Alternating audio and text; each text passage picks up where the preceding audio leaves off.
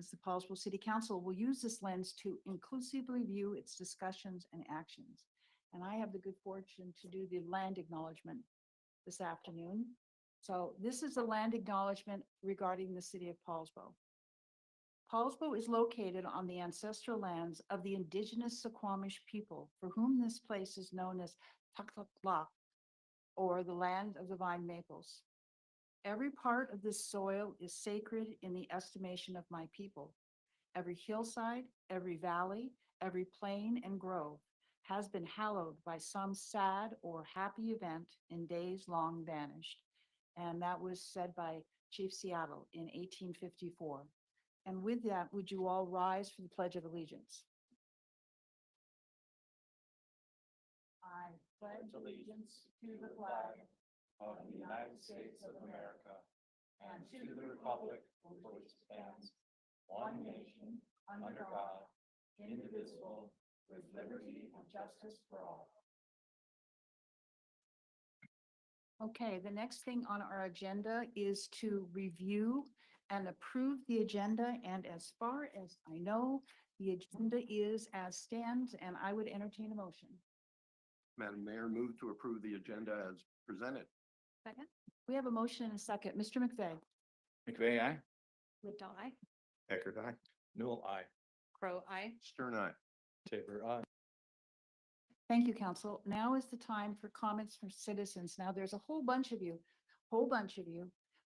Would you please step to the podium? You have 33 minutes and state your name for the records, and we will have public comment ending by no later than 5:30.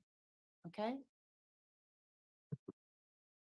Good evening, Irene Bowie. I'm a Poulsbo resident of Viking Park Manufactured Home Park, and a number of our residents are here. I'd just like to ask them if they would stand so you can see how many have come tonight. Hello? Thank you. I'd like to thank our city planner for the comprehensive report provided for this agenda item and for this council for putting it on today's agenda. As noted, MHPs in Poulsbo make up 10% of total housing stock. This is affordable housing the city already has with over 500 units. It makes sense to protect it. An MHP preservation overlay is the best option to ensure park residents continued affordable housing. Resident-owned communities are certainly an option we are all looking at, but the two are not mutually exclusive. And in fact, an overlay protection would help to keep a parcel's asking price within reason, rather than a price based on market rate housing or commercial use. The two largest MHPs in Poulsbo are 55+ communities. So even with the state's relocation assistance program, it would be a great hardship for many seniors to attempt a relocation, and very few options on available spaces in which to relocate. Most likely, residents would lose both their homes and their investment. Please join the growing number of Washington communities protecting this existing affordable housing with an overlay preservation zone. Thank you. Thank you. My name is Sharon Clark and I live in Viking Park. And that was what I was going to say. Behind me stands 100 people easily, who wouldn't conceive of driving this, coming out here at night, but they're here with me. We're all paying attention to tonight. And I just wanted to say about this income situation that we're in. Most of us are in the situation of our income is relevant to 20, 30 years ago, not to today's, but we moved into this kind of situation, 10, 15, 20, 30 years ago. And that's where we're at today. We are paying taxes on the land, even though we don't own it. So we're kind of in a halfway house between an owner and a renter. And the city government in general, our biggest job as government is to protect our elders, to protect our citizens. And that's what I'm asking about tonight, just to protect us. We're here, we've been there forever, just protect us. Thank you, thank you, thank you.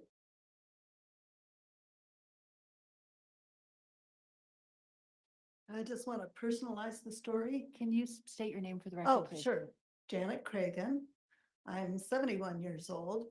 When my husband and I first got married, we bought a mobile home down in LA. And when you took the metal panels off the bottom, you could look underneath and see the wheels. No tires because those would rot.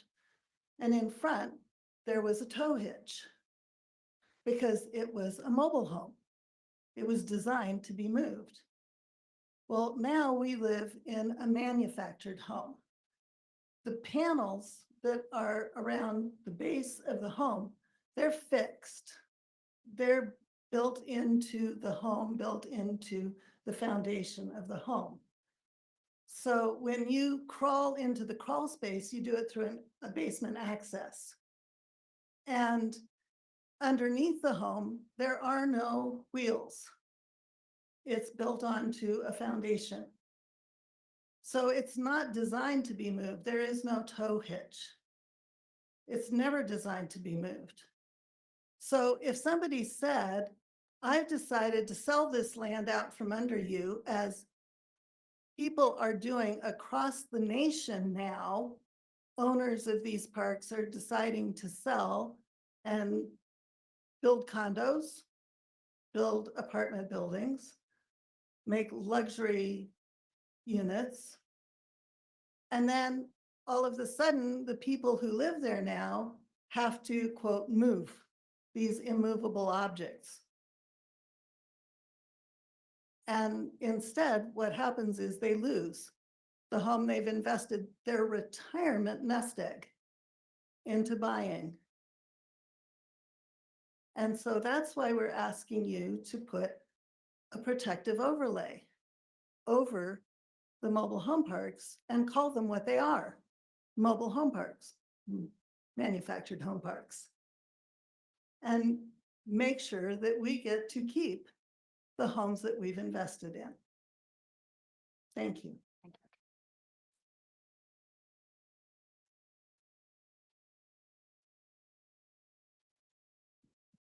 Good evening, Madam Mayor, City Council members. My name is Mike Perry and I'm a Poulsbo resident, downtown business owner, HDPA member, and one of the founding members of the Poulsbo Veterans Day Parade. I respectfully ask you to consider the community's strong opposition to implementing paid parking downtown. Residents and business owners have voiced overwhelming concern that this change would negatively impact accessibility, local businesses, and the overall appeal of our downtown area. The feedback has been clear. Our community does not support paid parking. Downtown is a vital hub for our city, bringing together residents, visitors, and small business that depend on convenient and free access to thrive. Introducing paid parking could discourage people from coming downtown, affecting local businesses and the sense of community that makes our city special. Keeping parking free helps ensure that everyone can continue to enjoy and support our local economy without unnecessary barriers. We appreciate your commitment to listening to the people you serve and taking our concerns into account. I would like to personally thank Council members Doug Newell and Ed Stearns for meeting with myself, as well as a few other downtown business owners this week to further discuss this matter. Open lines of communication are key and essential for a cohesive relationship between our elected officials and the community. Thank you for valuing community input and for working to keep downtown welcoming and accessible for all. Thank you for your time and your consideration.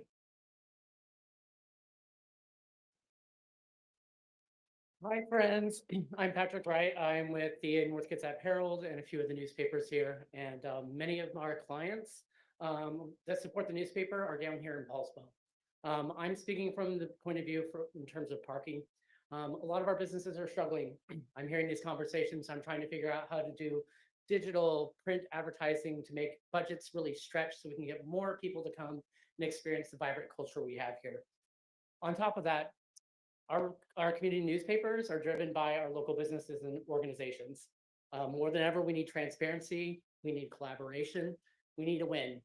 The more opportunities that we have to not have people down, to get to know one another and to get to know our neighbors and work on some of these larger societal issues we need these places down here to have community.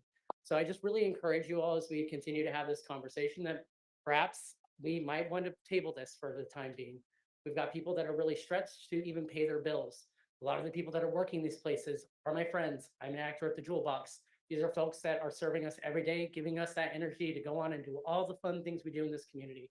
I really hope that through this meeting and all the things you're going to hear today, that you consider that there might be a creative way of doing this in the future. And I strongly think that we do not need to do this time. Thank you, guys.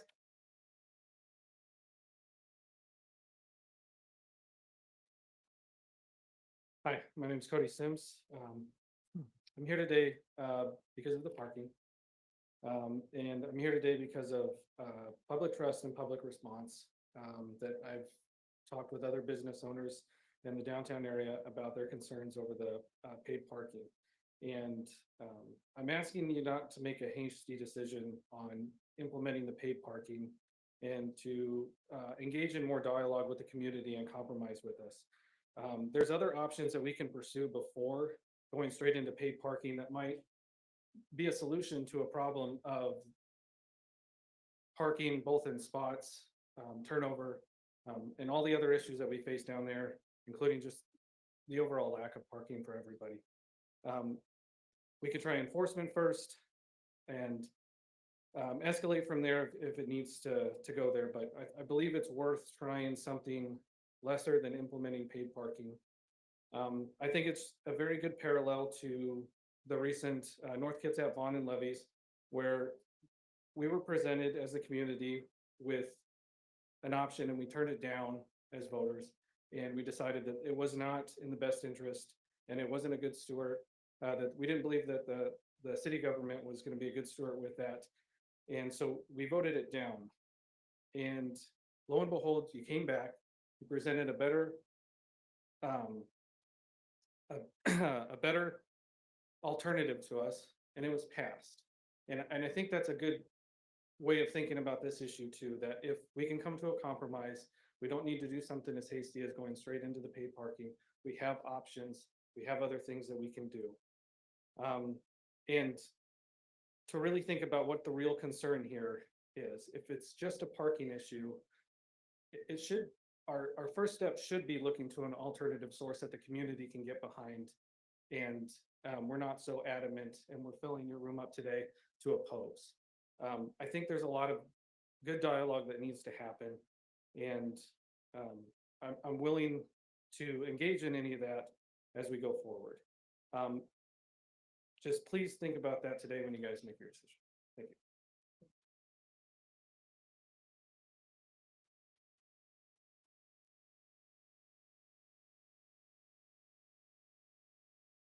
My name is Whitney Sims. I'm really nervous. And I've lived in Poulsbo my entire life. So you can only imagine the pride I felt when I became a business owner in downtown Poulsbo. I am the owner of Wild Society Boutique Salon, located directly next to the King Olaf parking lot. My business provides a place of employment for 7 other self-employed hairstylists. The concerns that I have are parallel to the ones you've undoubtedly heard from the community that voted for you to represent them in important decisions like this. And as passionate as I am on these concerns, I don't feel confident that our arguments are even being considered during the process of this decision. I'm not sure how many of you are on the North Kitsap community Facebook groups, but if you are, you've seen the unanimous replies. Over 400 comments pleading to maintain the charm of our downtown Poulsbo and for the protection of the small businesses that bring it to life. I am at a loss as to how an entire community can be so opposed to something and our city council members seem to be deciding to do it anyways. I want you to understand that I respect your position in our community. I respect the time and energy you put into your work, and I understand these decisions aren't taken lightly. I do believe the proposed paid parking implementation is something you have researched thoroughly and want to believe in. I understand that to you, it would feel like time wasted and to change your vote tonight and would feel like you're going, and to change your vote tonight and go back to the drawing board, but I'm still asking you to do just that. There are a lot of decisions made for our city that go under the nose of the community, and while some community members may feel passionately and express concerns, they often express them too late because they were uninformed or they just don't think their voice would make a difference. So these things happen anyway and life goes on. But this isn't going to be one of those things. Your community feels betrayed, taken advantage of, and enraged. There's already anticipation of protests. You are losing the trust of the community at a rapid pace. Much of the community, like myself, just recently found out about this proposed paid parking, particularly the parking solution offered for the downtown employees. And while I'm sorry it took me this long to get involved, I am still hopeful that I can make an impact on the beautiful town that I grew up in. Sorry. I am asking you to reconsider the way that you intend to vote tonight. You have an opportunity right now to make a huge statement to the community that wants to trust you by listening to their voices and voting no on the paid parking implementation. It may feel like a step backwards for you in many ways, but it will be a huge step forward in the governing of our city and our ability to trust its future in your hands.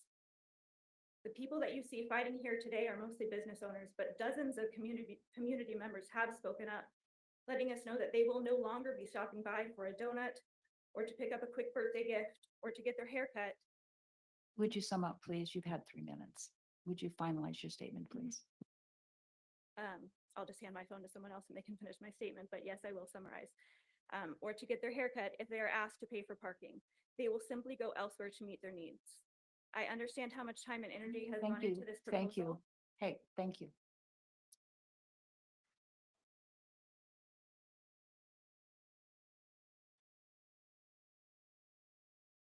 Hello, Mayor Erickson and Poulsbo City Council. My name is Jenny Cowan, and I'm here today on behalf of Verkstead Gallery and our 30 members. Verkstead is a nonprofit cooperative gallery and one of the oldest artist co-ops, second in the state of Washington. We have no paid employees, and the majority of our members are 65 and older and on fixed incomes. Verkstead Gallery has called downtown Poulsbo our home for 38 years. We fear that requiring paid parking for employees, tourists, local shoppers, and business owners would be detrimental to the health of our downtown area. Asking employees who make minimum wage and some who are only part-time workers to pay for monthly parking permits is not a solution, but a problem. This would be a financial burden to many in the downtown businesses and their employees. For Verkstead, if the cost of a monthly parking permit is $20 per month with 30 members, the cost would be $7,200 a year for us. This is an unsustainable cost for our nonprofit organization. Would your solution to this be for our members to share parking permits? If we shared by half, this is still a cost of $3,600 a year. This is an unsustainable cost for our artists co-op. Our local community has supported us for 38 years. Throughout the pandemic and in winter months when tourism is down, paid parking will only discourage our local community from coming downtown and supporting our local businesses. There are many signs throughout Poulsbo and parking time limits. In our 38 years downtown, I have never seen one parking person enforce any of these rules. Wouldn't our time and money be better spent investing in enforcing parking time limits rather than putting a financial burden on the local community and the businesses? We acknowledge that the city is working hard to balance the needs of the business with those who bring in revenue, and we kindly urge you to consider other alternatives to paid parking. Thank you.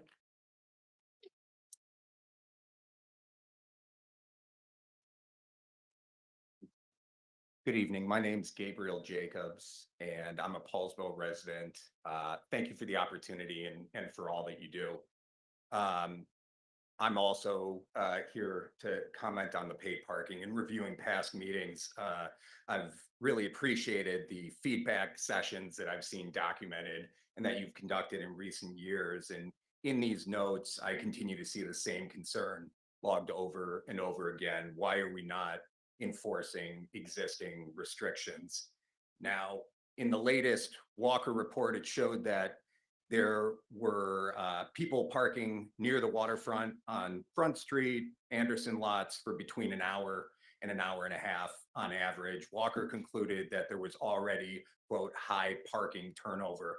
However, in the last meeting, we all saw some examples of vehicles that have remained parked in 3-hour parking for days on end, which is obviously against the rules and unacceptable. Yet, instead of penalizing those that fail to adhere to the rules, we're now forcing everyone to pay whether you're a tourist in town for the entire day or a resident picking up dinner takeout from a local restaurant, to get out of your car in downtown Poulsbo, it will now cost you money.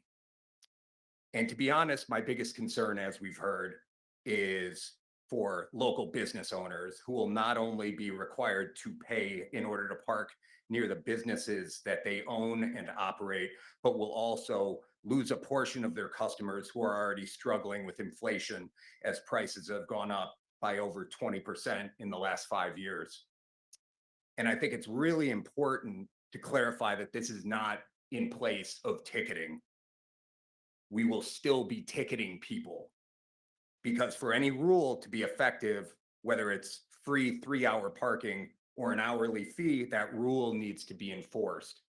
And so from my perspective, my fear is that we're going to be charging and potentially ticketing visitors who would have come and gone in an hour anyway, but who might not visit Poulsbo anymore.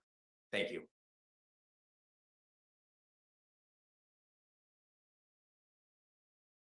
How's it going? My name is Jack Douglas, 9-time parking ticket escapee and Poulsbo resident. We've got a lot of important things on the docket. I know everyone's kind of addressed it to death, but I feel very strongly. I vehemently oppose any variety of paying for parking. I think it's morally detestable. When you did the opening, I haven't been to one of these actually. This is the one I've cared the most about, so I went to it. But when you did the opening, you did this whole land acknowledgement thing. You said Chief Seattle said every piece of soil is sacred. Is it really sacred to you if you're charging $2 per hour on it? I just can't really get behind that kind of thing. I mean, there's people that live here. I think it's wrong to charge them really anything for just existing. I think it's a bureaucratic failure for the first initial solution to just be charging them. That's not cool to me, especially the logistics of it. Like, do you guys know when you're going to send them to collections? How many tickets are you going to do that with? Who's doing your collections? Is it Diamond? God forbid it's Diamond. If it is Diamond, I'll get you out of the ticket. I've got 9 of them. I got my friends that have more. I'm going to do everything I can to make sure this doesn't happen. Also, in 2023, December 8th, you put out a whole little survey thing where all the businesses talked about how they felt about the parking. Unsurprisingly, no one liked it. The people didn't like it, and most of the businesses didn't like it. There was one business owner who did like it. I'm not going to shout out any names. You can look up the article later. She did own 3 businesses, and that was when you guys were proposing the businesses were going to get a cut of the parking profit. I'm just saying that doesn't sound super cool to me. What else do I got? Yeah, so that whole idea of paying the businesses out of it to take the voice away from people, really good idea. But I think that people, they have their feelings, and I think you can't go against them like that. You can't have a community if you're making their lives, if you're making their presence an hourly fee, you're not going to have a community. I think the people know what they want. And are you going to go with that, or are you going to go against it? Thanks.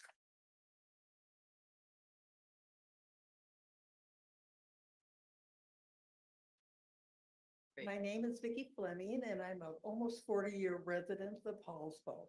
I live and love downtown Poulsbo. I go down there and I shop there 3 or 4 times a week. I am also going to talk about the parking because I don't think this is a good idea at all. Granted, our parking is tight in the summer. I had no problem parking this week. And I think enforcement of the parking regulations that we have on hand is the answer. And I am firmly against, and everyone I've talked to downtown is against this. As far as I can tell, there has been no public comment. I read about this in the Bremerton Sun. And we want a vibrant, and we have a vibrant downtown. Having too little parking isn't a bad sign. It means people are coming, people are shopping. Will they come and shop if they're paying $2 an hour and being enforced 24/7? And it's one of those stupid barcode things that some of us seniors have trouble figuring out. I think a better option is to look at options for the parking, build something if we need to, maybe have some paid parking out further with a shuttle. I don't know what it is, but it isn't putting big expensive parking fees downtown. Thank you.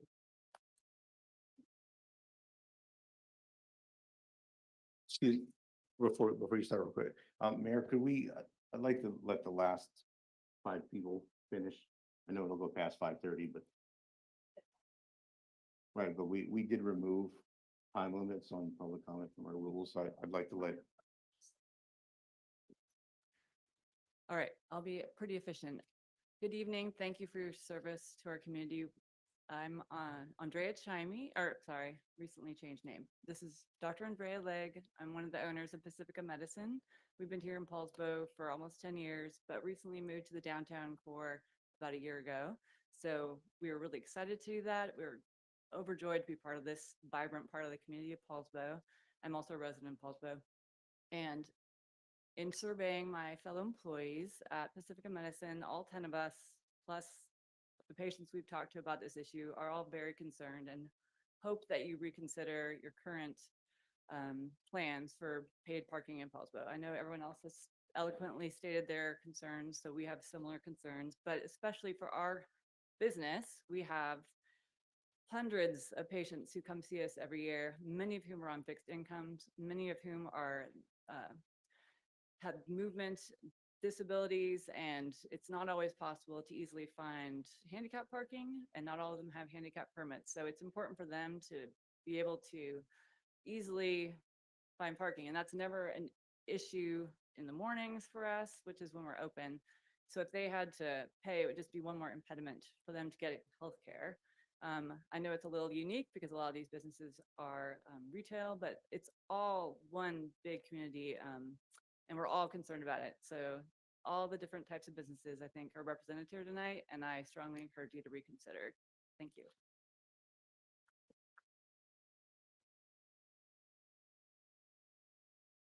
Hi, I'm Teresa Gutierrez Jacobs. I'm going to try and make mine a little bit shorter so that I can ensure that the people behind me can actually speak as well. I am a Poulsbo resident, and my family comes to downtown a few times each week. I have gone through all of the documents on the website, as well as the notes from the Parking Advisory Committee, and I have not found any kind of documentation saying that the city has done its due diligence in adequately enforcing the existing parking policies that are currently in place. I was at last week's meeting and I heard some stories about how there has been some kind of enforcement, but there was no documentation or understanding of how strict that was, how it panned out, how long it lasted, any of that. And in fact, according to the most recent parking study and implementation plan, that report outright said, and I quote, "The parking system is mostly unmanaged and there's no active enforcement of parking restrictions and policies in place. This status quo has been in place for many years despite ongoing studies confirming the conditions and suggested recommendations put forth to address or mitigate the situation." Now, I appreciate just how complex this issue has been and the fact that some of you have been talking about this for decades. That's not the rest of us. I think you really need to take the first step by enforcing parking and enforcing the policies we already have in place before going to an expensive technical solution. Make sure, do your due diligence. Let us in on it too. Thank you. Hello, my name is Julie Wilson. Good afternoon, Council and Mayor Erickson. My background is parking management, valet management, and tourism, and worked for a city council as well. And I'm going to share a story because there's already been key points, and I'm not going to belabor that. I think there's opportunities here to evaluate the current system and enforcing the 3-hour parking, 2-hour or 1-hour parking, because it's sprinkled all over the city. I think there's an opportunity there. This happened in West Seattle, and they enforced a parking behind the merchants of California Avenue. Once it was free parking, it was great. They had tourism coming in, spending local merchants, restaurants were busy. The minute they put paid parking, what happened is it pushed everyone out to the other neighborhoods. And so, as you can see, I'm a downtown local. I love Poulsbo. I live in Skittleville. I mean, I spend my dollars here. but I worked with Mayor Erickson about, what was it, 5 years ago, and looked at valet parking by Slippery Pig and taking people up to First Lutheran Church. There's 54 spots up there that aren't being used Monday through Friday. The only day it's busy at the church is Sundays. There's opportunities there. POP, parking across from WRB, doesn't get a lot of activity because it's difficult for some people to run with the apps called Park Pay. And I think that that's going to be challenging. Identifying what we have today and enforcing what we have today, there's some opportunity there. And so I wanted to share that because it handicapped West Seattle. And I know that there's opportunity to look. I know what the Walker study is. Do the numbers. It's about $1 million comes back to the city after monthly in expenditures. Mayor Erickson, you and I did the math. We ran into red tape with the city and we couldn't get any further. There's opportunities in shoulder months in the tourism to push people up to the church. Maybe some signage to this building here because we have parking downstairs that no one knows about. There's one sign and you'd have to be a local to figure it out. Just maybe put some signage out there for people to park even on the weekends. There's no one parking here. There's 80 spots down there. And part of the challenge too, you guys, is that we're an older community. There's seniors. I'm happy to be a senior. I love Poulsbo. I'm going to say it one more time. I love Poulsbo. But there's challenges with disabled parking spots that are level for people. There's only, I Your- counted your- them today, your 8 time- people. You have to sum up. Okay, please. there's 8 stalls for this disabled. But I think that there's opportunities to revisit and regurgitate what's going on because there's business owners here that's going to be impacted. So thank you for your time, Council, Mayor Erickson, appreciate it. I've had a request from Mr. Eckert to extend the public comment period. Is the council ready? Okay with that? Yes. All right, thank you. Go ahead. Good evening, city officials. My name is Pam Keeley. I'm from Lions Park. And I also want to speak to the parking issue. $2 an hour might not sound like much money, but you know, I haven't heard anybody yet talk about the profound political upheaval that we are all in the midst of right now, and the trickle-down effects from that. Today I was out with my wife and we talked to about 18 of the shop owners down on Front Street, and already their cost of their goods has almost doubled. There are tariffs now on imported goods. Goods are being held in customs with almost a ransom to be paid to get out of customs. And when that's just a smidgen of the shopkeeper's side. But then you think about all of the hundreds of thousands of jobs that have been lost in just the last 2 weeks. People who are out of work. We have a neighbor 2 doors away who had to lay off 20 employees. We ran into a man whose son was just laid off from Puget Sound Naval Shipyard. We've heard from somebody who was working with the State Department who was laid off. We've heard from another civil servant who was given 3 hours to leave their job, which was overseas. By the time they got to the airport, their government passes and ticketing had all been canceled. There's one other example of note. A Poulsbo resident whose son works for the Nuclear Security Agency, whose son was laid off, and there's just a skeleton crew at Hansford right now. 300 employees laid off at our nuclear facilities in the state. So when people come to shop in Poulsbo, are they going to be able to come to shop? You know, a lot of that is disposable income. but we're talking about people that don't have income now. So this is not the right time for this plan. Thank you.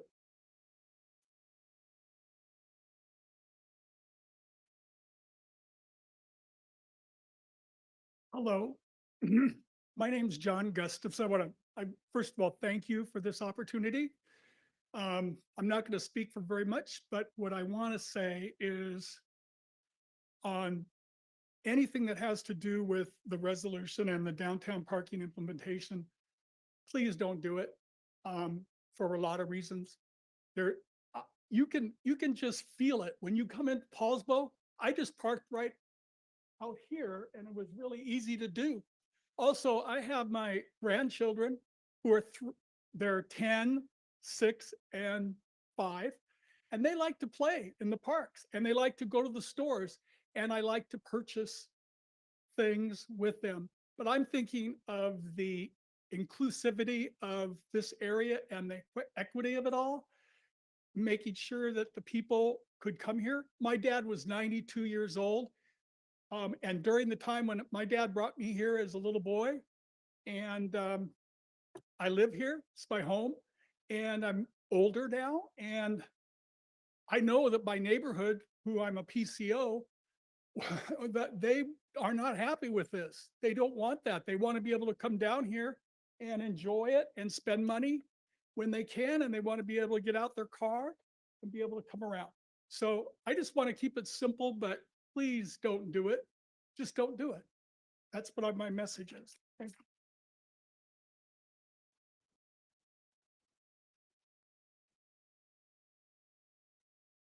Good evening. My name is Sandy Colbains. I think I am the woman that was referred to that owns the 3 businesses.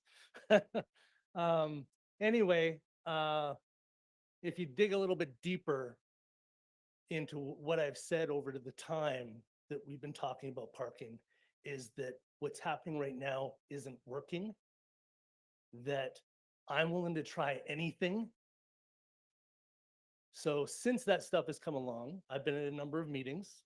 The first one I want to make reference to was the HDPA meeting here that was attended by the mayor and Councilwoman Livedall.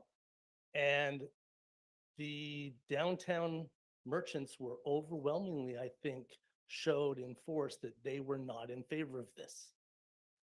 As a former president of the HDPA, I think that it's important to listen to your merchants and to listen to people. And regardless of where I have some creative thoughts, and I was part of a meeting last night with the other merchants, and the idea of, okay, how about an hour free parking, and then they could have QR codes and I can give them $2 off their meal if they show the QR.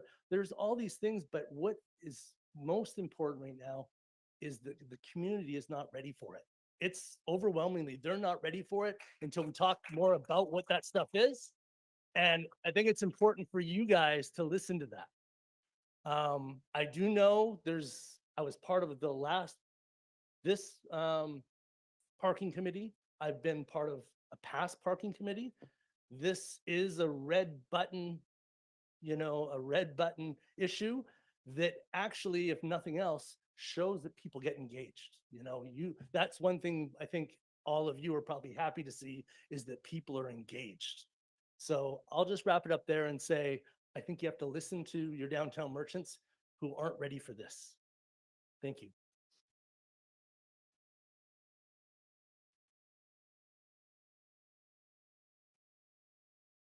Hi, I'm Diane Bishop. I have never been engaged in civics, never felt called to talk to anybody about any of my opinions. A lot of the work that I do currently has to do with mental health and helping people feel better and just relax. And I have never really thought, you know what, it is my time to come out and talk. And I'm gonna mirror everybody and say, parking, no thank you, I don't want to pay for it. Not only does it stop certain people from coming to a place that feels healing, that feels like a community, that gives peace and opportunities to everybody, but if you start charging then that'll take away those opportunities, that open, wonderful feeling to people that maybe can't afford it, but the people that can still afford it will still be able to come. That's going to make a much smaller community. And I feel like that's something that kind of tears down everybody when certain groups are excluded. It's going to be a big bummer. I'm not going to be as eloquent, but I read this today. I felt motivated to come out and join my voice with everybody else that we've heard today. And I want to talk about solutions. I want to be a part of the solutions. I love the valet idea. I like the idea of maybe rezoning some things so that future development can solve the problem, add more parking, not, just kind of make it so no one can park there now. So let's come up with a different solution. I want to be a part of it. I've never wanted to be a part of anything really long and logistical before. And I think everybody's really motivated and everybody cares. Let's make a different choice and not vote yes for paid parking.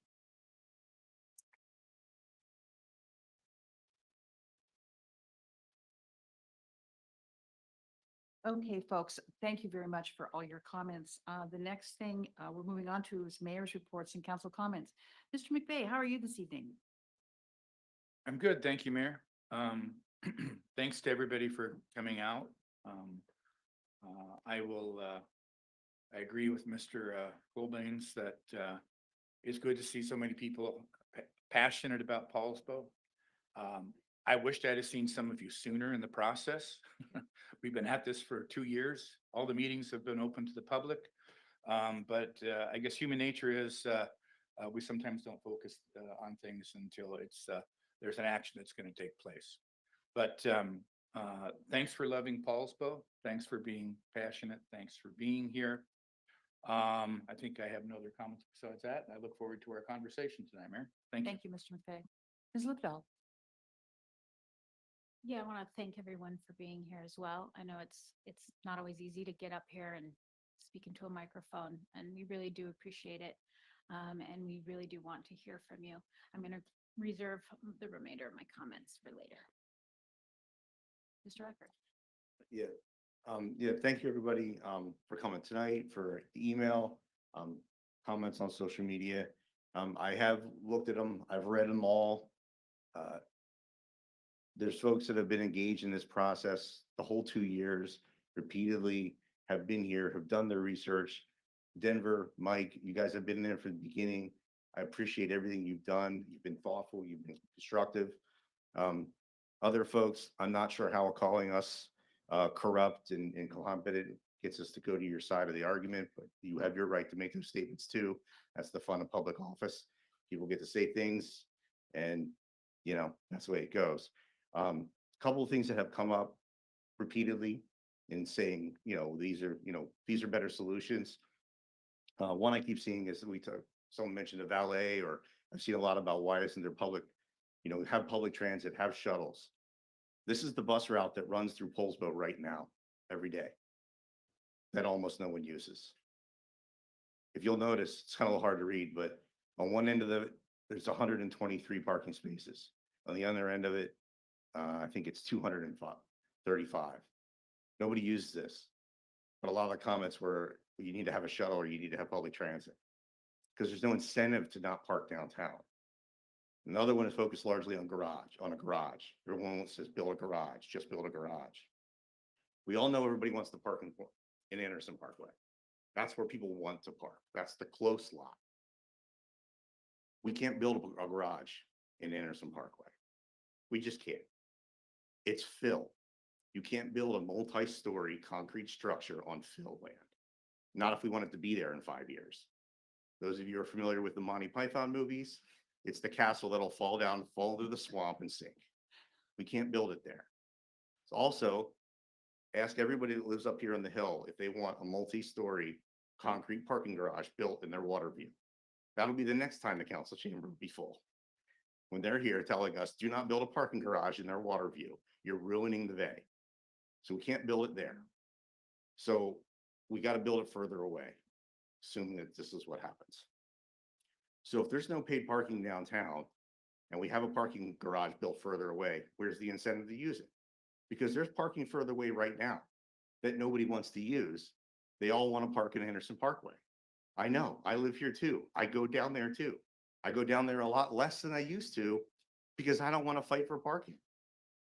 I go down there pretty much to take my son to get a burger that he can eat because it's safe, because he has food allergies. So I go to Juicy J's. That's about it. And I've lived here for 16 years. I don't go down there anymore. I want a solution so we could all enjoy downtown. Parking garage could be a solution if we could pay for it and if we could encourage folks to use it. So a parking garage is about $10 million plus or minus. So if we start there, and it doesn't work, we've obligated the citizens of Poulsbo to a $10 million bill because we got to borrow that money. That money doesn't exist at the bank right now. If it doesn't work, the bill's still there, $10 million or more. If we start with paid parking, we put in the equipment that is significantly less, and it doesn't work, we stop it. We cancel the contract and we stop doing it. And we go back to what we're at right now, which, as someone so eloquently pointed out, just ain't working. But we could stop that. We can't tear down a parking garage and negate a $20 million bill.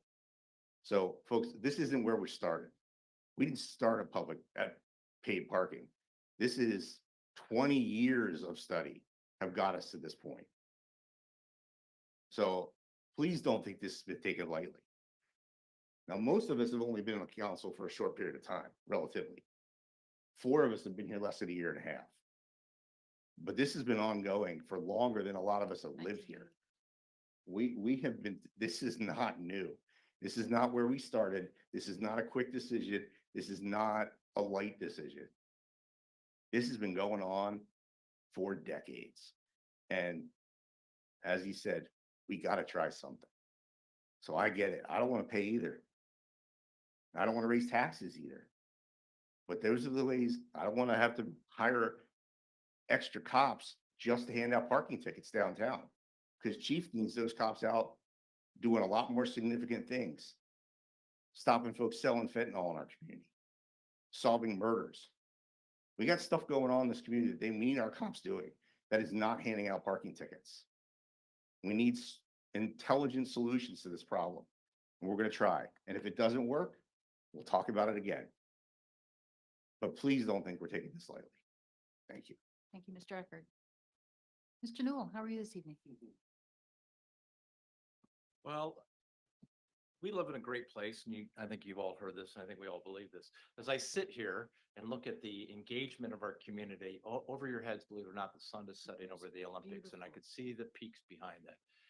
We're here because of the setting, but I would say more importantly, because of the people that make up our community. We like being here. It works for us. And thank you for being here tonight to comment on that and being active participants, even those that said that's my first time ever speaking. I think we all speak. We talk as family units, we talk in our businesses, we talk together. And we don't always get it right, but we're always thinking, those of us that live here in the city of Poulsbo, about how to move forward. There are disagreements, and I would suggest to you there's disagreements potentially here. I think there is steps that we can take to walk into this. The Walker recommendation and the Parking Council Committee identified some low-hanging fruit, some easy wins, some short-term things that we can consider to go, all right, how do we move forward? Thank you for being here. This is what makes our city great, is those of you in front of us being active participants. Thank you, Mr. Newell. Ms. Crowe, how are you this evening? Hi, I'm doing fine. Thank you all for your comments, and not only the manufactured non-mobile housing comment. You know, that is something that does speak deeply to my heart because, you know, I've been in vulnerable housing situations, and to me, that's a vulnerable housing situation. So maybe there's something that we can look at that puts a sustainable solution in place. And in reference to parking, I will say that it's a little unsettling because I believe in doing something with someone and for someone and not to someone. So I say that in reference to the fact that the business owners, merchants, oftentimes when I speak to some, my local residents, and community members, as well as tourists, you're the reason that many of them do come. Yes, there are other events and occasions as to why they do come to Poulsbo in the downtown area. That they, my daughter says that the downtown street of Poulsbo reminds her of Disneyland. So you guys kind of bring a little bit of Disneyland. So on that note, I there was compromise. There was talk of solutions or not doing it, and I I believe that we can't be having the same conversation in the next year or 2 years from now. Something has to be done. I say that because I have circled down there for 10 minutes, 20 minutes trying to find a parking space. I don't know if anyone else has experienced that, but I have circled. And I made the mistake. I've learned two things. One, make sure I go to the bathroom. Two, don't have anything else scheduled. And not only circled, I've even come to the parking garage. And then, yes, there's been some times I've been successful and somebody was pulling out and I found a space. Or I parked further out because, hey, exercise, I need to walk. So what is the compromise? What is the solution? For just to put it out there, I don't agree with a 2025 implementation. It would be great, and I do believe and have heard and had conversations with the mayor and the planning department and reference to all of the background work and history that's tied to parking. I believe that a lot has been tried, implemented. Parking enforcement, it sounded like it got really nasty for those who were trying to do it. I heard the words that caught me was, let's not be hasty. And then also, I do have to acknowledge the fact that we have to look at inflation, what is going to occur that paid parking is going to impact the customer. What is the business owner going to have to pass to the customer because of inflation? I've heard this is not the right time. There's has to be identified right time. It may be painful that I prefer, okay, y'all can get me later. Let's try parking enforcement again and do it assertively. And because money's going to come out someplace. Money's going to either come out with writing citations for paid parking and the personnel and processing, or can we try parking enforcement again, assertively, aggressively? And somebody used the word transparency. I heard that several times. And let's be transparent about that report. Can we try that in 2025? What other pieces can we implement and put into place? If parking enforcement, paid parking does occur, can we enhance the number of free parking spaces? Can we enhance and elevate the number of handicap parking spaces? And then also for the business owners and employees, what can we identify that is accessible to the business owners and employees that's not a pain point? I don't want this to be painful. And right now it's feeling painful. So those are my comments for now. Thank you, Ms. Grove. Mr. Stern. Thank you, Mayor. Number one, I want to thank everyone for caring so loudly. The mobile and manufactured home communities and the people in the downtown and the citizens on the parking issue. Thank you for caring loudly. I have, for the 2.5 years that I had the privilege of serving on the parking committee, said consistently, as my colleagues have gotten used to me saying repeatedly, the cure should not be worse than the illness. It's an old adage, and that's my test here. Also, I look at the nature of what we're wrestling with. We have a problem. But what a great problem we have in Poulsbo, that so many people want to be in the historic downtown. to walk the waterfront park, tour, shop, eat, and visit on our front street. We have a parking problem, and it is a problem, but it's a problem, for example, Port Orchard or Bremerton would love to have. And a majority of other cities and towns in the United States would love to have, who are suffering in their downtowns for a host of reasons. We have a problem, and we need to avoid making it a bad problem, a bad problem. To me, some of the scenarios laid out, in my single opinion, do not pass the test I have kept in mind for those 2.5 years recently, that the cure not be worse than the illness. One scenario calls for earmarking revenue for parking, from parking for acquiring land and ultimately building a parking garage that my colleague, Councilman Eckert, referred to at a cost of tens of millions of dollars. There's a real desire up here to fix the problem, and there's a vision of a long-term solution. I acknowledge that, Mayor. And that might be the ultimate answer. But for me, my focus is the short term for now. And then we can address the others and cross those bridges as time goes by. In the short term, any approach, if we do anything, in my opinion, is simply to move the employees, owners, and boaters, out of the downtown, who are there for 3, 5, 6 hours at a time, are there overnight. That should be the short-term objective. And that's the test I will apply here in a few minutes when we get to business agenda item number 5. Thank you, Mayor. Thank you, Mr. Stern. Mr. Tabor. Thank you, Madam Mayor. Hello, everybody. Thanks for coming tonight. Especially community, business owners, concerned citizens. This is what it's all about. Thank you for participating. We received probably over 50, 60 emails, most of which had really great, well-constructed arguments and concerns about parking. I'll start with parking. And I myself started out with many of the same arguments and concerns, and I've been persuaded on the majority of them over to looking for a solution. And the main thing I want to underline is right now we're at 0, right? That has been brought up. There's no enforcement. And then let's say 100 is making every parking spot in Poulsbo paid for. The current solution that's on the board is just one of several that the council's working on and chipping at. We're not just going to implement 100% paid parking. It's probably gonna be something closer to 25% of the existing spots.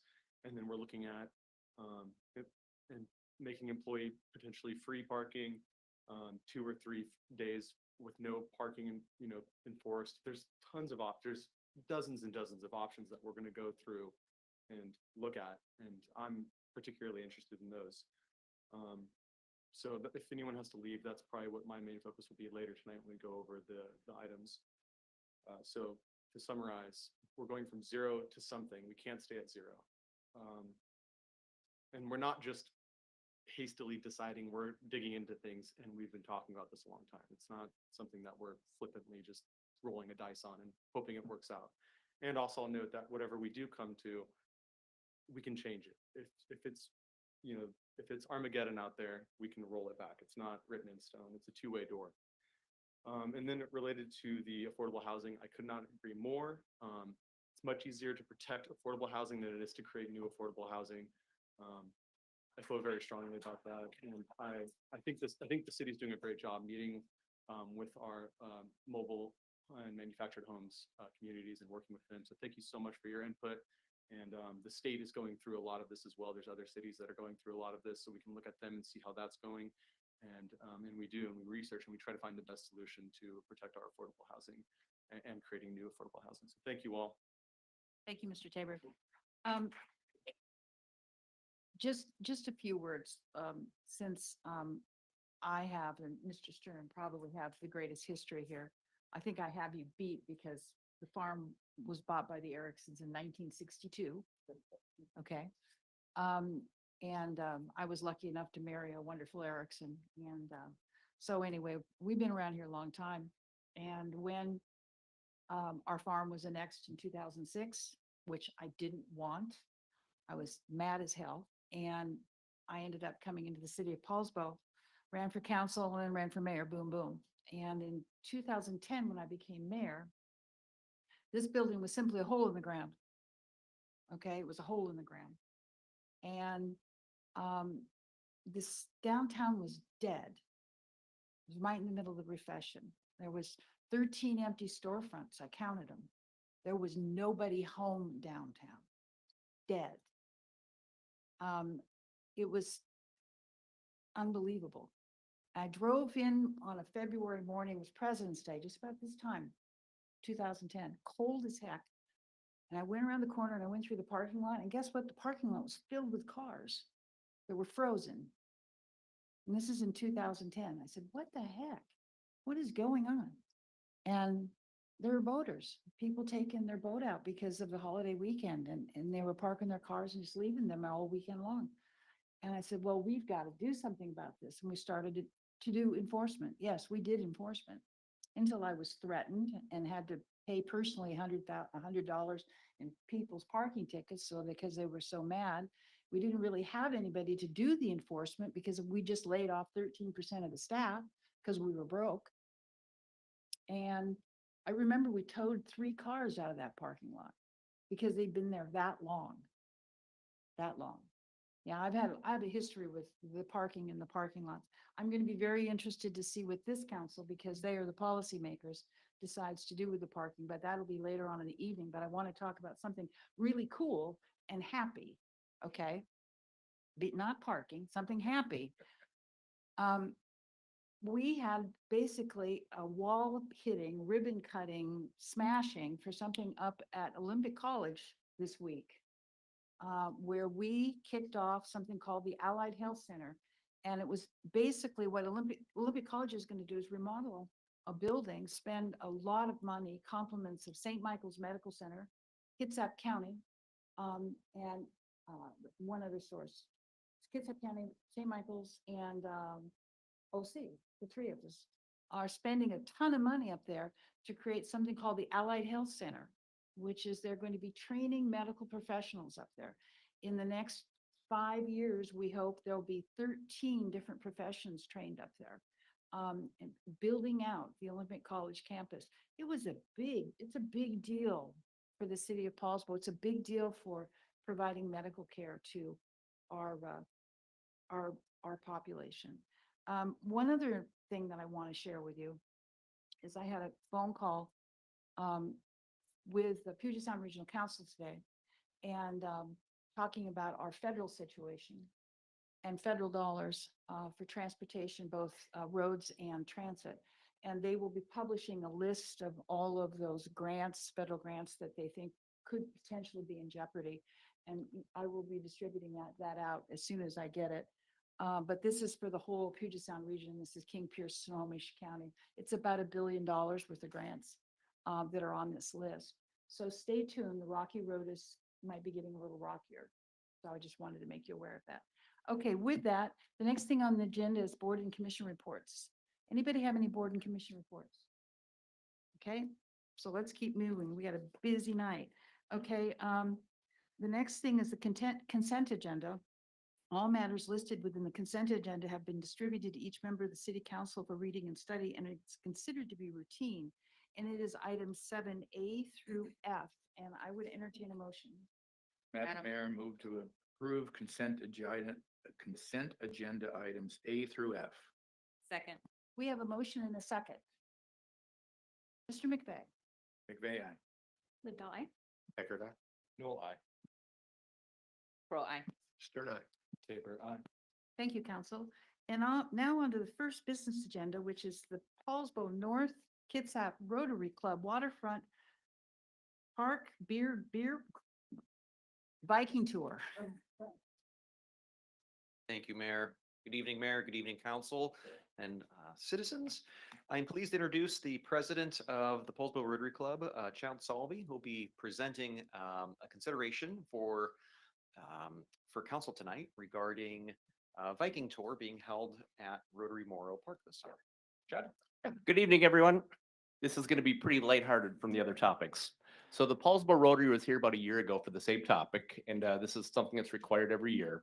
So for those that are new, Poulsbo Rotary's been around 49 years. It's been one of the fundraisers, one of three major fundraisers that it has each year, is a biking tour and Brewfest. And that event has gone on the last 9 years. It's raised about $170,000 for local things, international, national, a little bit of all three. Historically, we've had around 700 participants. That's up to 400 riders, 250 participants in the beer garden, and about 50 volunteers. Last year was the first year that we moved it away from Biking Fest, and having it downtown was the goal. And one of the requirements of downtown when there's alcohol involved is that the council needs to approve it. And that's really why we're here tonight. The council did that last year, and it was a successful event. The weather was a little sketchy, but it was successful. We're planning on this year for May 24th. That's a Saturday.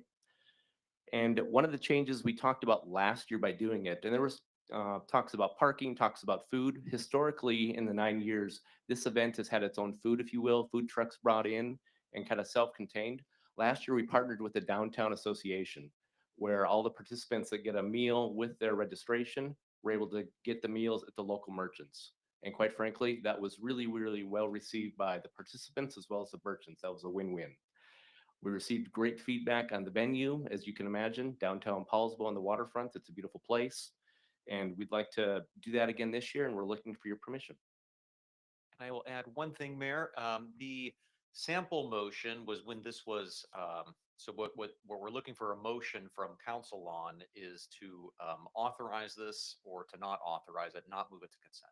Okay, so you need an approval to let the biking tour go forward or not? I think this is pretty straightforward.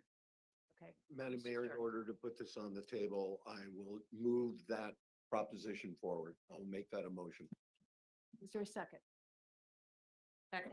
Okay, What is the motion? Are we moving we- to put it on the consent agenda? No, That's we what. are moving to pass it right now. This is a bad motion that's in your packet. Oh, okay, so it's we're not, moving it's to different, approve the it's agenda. different than what we have in the past. Yes. All that's right. Correct. We are moving to approve. approve the liquor license for the Poulsbo Rotary Brew Fest. Yes. Is that correct? Okay, Right. want to make sure we're clear. Yeah, go ahead, Mr. Second. You have a Somebody motion and a that? second on the Okay, table. thank you. Mr. Newell and then Mr. Eckert. Yeah, could you just describe briefly where do participants, park? And the duration of that parking? Yeah. And what's the impact to downtown on that? Yes, where they perspective? park. This was supposed to be a fun night. Because the elephant walked in the room and I'm just like going, I want to see how big the elephant is. It's supposed to be a fun item. You just ruined it. Yeah, no, it's all right. It went well last year. So last year, the way it worked is we did take part of the downtown waterfront parking for a little bit in the morning. Participants would come down and drop things off and then move up to the church. So we got a lot of our vehicles, except for the people that were working downtown in the Brewfest, out of that area. The bike race begins at 9 a.m. So there's kind of an early morning start. People are down there 6:30, 9 o'clock, the bikes take off. And then it's kind of quiet down there till they all start coming back afternoon, and then things are in the downtown Brewfest. Thank you for that explanation. Mr. Eckert. Yeah, one observation, that's Memorial Day weekend. So just from a logistical standpoint of busy downtown, that's something to keep in mind. And then also, I'm gonna make it less fun. Jeff, this is not just this event, but all of these types of events, if we make changes downtown to parking, I think you need to be directly engaged in the process, because if we're gonna charge people to park down there, then the value of those parking spaces goes up significantly. And if we have big events downtown that are taking away parking spaces to have booths, trucks, lay down areas, et cetera, I think that cost needs to be looked at, and that events that needs to be factored into the events, because we're gonna be taking away. So, we need to look at the event holders need to be potentially held as part of that process, pay for those spaces they're taking up. So it's a detail that's way down in the weeds, but as we go forward, that's something I think we need to consider too. Thank you, Councilman Eckert, and we are aware and working on that after direction is provided. Mr. McVeigh. Mayor, I happened to be down at the Brewfest last year. In fact, for the second year in a row, I served as one of the beer judges. I'm not aware of any problems with the event. I may be available this year. I'd have to check my calendar. But I think this is something certainly that I would support, and I'm guessing the majority of my council colleagues would support. I have a problem that judging was not offered to all of us and only you. That's my problem. Okay, so we have a motion on the table to approve the biking tour with alcohol consumption down in the park. That is the motion in front of you, and there has been a second. Is there any conversation more about this? Seeing none. Mr. McVeigh. McVeigh, aye. Lived I. Eckerd, aye. Newell, I. Pro I. Stir. Tabor, I. And Scala. Thank you, everyone. And thank you. And I sent you an email. Did you get it? I hope. Chad? I'm sure I did. Okay, thank you. Check it, because if you didn't, I'll send it again, okay? I'm presenting at Rotary on Friday morning, and I sent him a PowerPoint if you're wondering. So, okay, thank you, Chad. Okay, now we're moving on to an MOU for the Rotary Club, Rotary Memorial Park Pavilion Final. And this is 2/12/25. Good evening, Mayor. Good evening, Council and citizens. We just had introductions, but I do want to introduce another Rotarian, and this is John Berkemer. And he is going to be talking a little bit about the Rotary MOU that's in front of you. I'm going to kick this off first, if that's all right, John. So Council, what you have in front of you is an MOU. You may recall the last MOU that we entered with Rotary was for the community AEDs that went into our parks, the 4 that went around. This is built on the same template. What it does is entering an MOU. We're proposing to enter an MOU with them. They have secured, I think, $5,000 in a district Rotary grant to put towards building a pavilion over at Rotary Memorial Park. So Rotary Memorial Park is very close to being finalized. Tentatively, public record, I'm crossing my fingers, we're looking at a April 19th community ribbon cutting celebration where we're going to open this, and it would be lovely to have the pavilion ready by then. And what this does is Rotary is willing to make the work happen, get the funding in place, and get it completed. The city has about $4,000 in the project. This is an original project cost. And that would just be allocated towards making sure that the pavilion can happen, and they would take care of the rest. With that said, I'm going to hand it over to John. And John, if you can explain your role in this. Hello, thank you for having me here. So I'm a Rotarian member here in the Poulsbo Club, but also work as a general contractor here in Kitsap County, and have been asked by the Poulsbo Rotary to kind of head up this project just from a project management standpoint. At this point, we have an architectural and a structural design that is in for permit with the city of Poulsbo that we're hoping will go well. And at that point, we're just ready to kick off. That's really about it from my end. I'm happy to answer any questions. Okay, so questions for Jeff and guest about this MOU? Go ahead, Mr. Eckert. Be happy to make a motion. Move to authorize the mayor to sign the Poulsbo Rotary Club MOU on the city's behalf. Second. We have a motion and a second. Let's get that park finished. Okay. Any other further discussion? Mr. McVeigh. McVeigh, aye. Lived I. Eckerd, aye. Newell, I. Pro I. Stir, aye. Tabor, I. Thank you, council. Thank you, Mayor. Thank you, Council. You're welcome. Now we're on to, don't go anywhere, Jeff. You have LTAC chair selection. This is Jeff. Good evening again. So we have, just to recollect, put everybody back on the same page. Councilmember Stern has withdrawn his from the chairperson role for the Lodging Tax Advisory Committee, where he has served as the chair for at least 4 years and been involved for about 20 years. This is a 5-person voting block. There are 4 other members, 2 made up of local businesses who collect the lodging tax, and 2 who are also recipients of the lodging tax. And there's a 5th position, and that is normally a council member who's in that chairperson role. And tonight, what we're looking for is direction and discussion amongst council of who will be that new chairperson role. And we had Councilmember McVeigh announced that he is interested in this last week, and it's open for discussion. Just a very quick reminder: this is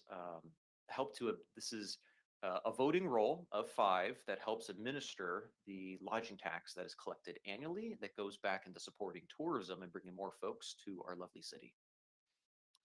Okay, Mr. McVeigh has, sounds like volunteered for this position. I have volunteered. I'm anxious to succeed Mr. Stern in the role. I have talked with Mr. Stern about the responsibilities. I've got a few questions answered. I also talked with Director Osment, and I am ready to go.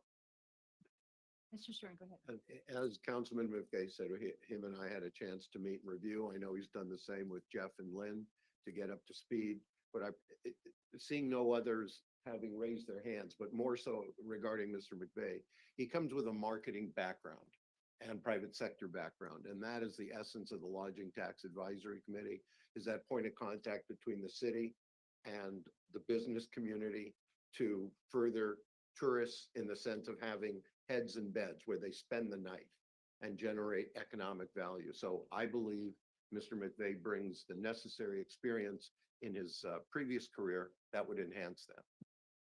Thank you, Mr. Stern. For the benefit of our listeners tonight, I should probably just explain that the LTAC is the Lodging Tax Advisory Committee. Okay, we use a lot of acronyms around here, but Lodging Tax Advisory Committee. Thank you.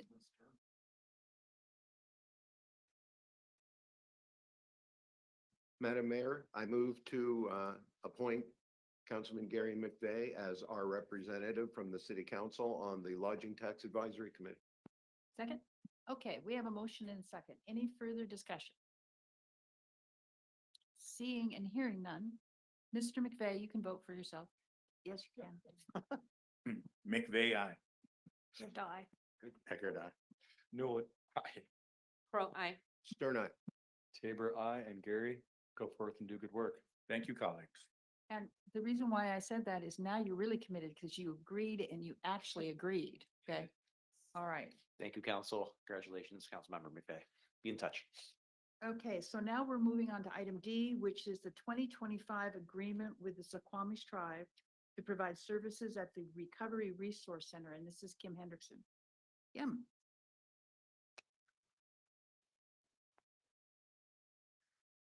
Good evening, Mayor. Good evening, Council. This is a continuation of a discussion that was started during the last council session where Mr. Gelder presented on this item, and I believe there were some follow-up questions for Council about our new partnership with the Suquamish Tribe at the Recovery Resource Center. It's wonderful to have a room that's so full tonight. Thinking there might be some folks in the audience that are not aware of the city's running a Recovery Resource Center. So just a few comments before we go into the agenda item to take advantage of the fact there's so many people in the room tonight. It's been about a year. In Upper Poulsbo Village, the city of Poulsbo has opened and is operating a place where people can come for free that are looking for help with alcohol use, drug use, other behavioral health issues, or just looking for a place to go to get some peer support. In the year that we've been open, we've been able to serve well over 200 people, most of them from North Kitsap. I'm biased, but as the department that's running the center, it's been an unqualified success. And I just want to extend an invitation to the many business owners that are sitting in the room tonight. If there's somebody in your employ or somebody that you know that needs some help in Poulsbo, our doors are open for walk-ins from 10 to 4 every day. Again, everything is free. We always welcome friends and strangers that come through the door that might need some assistance.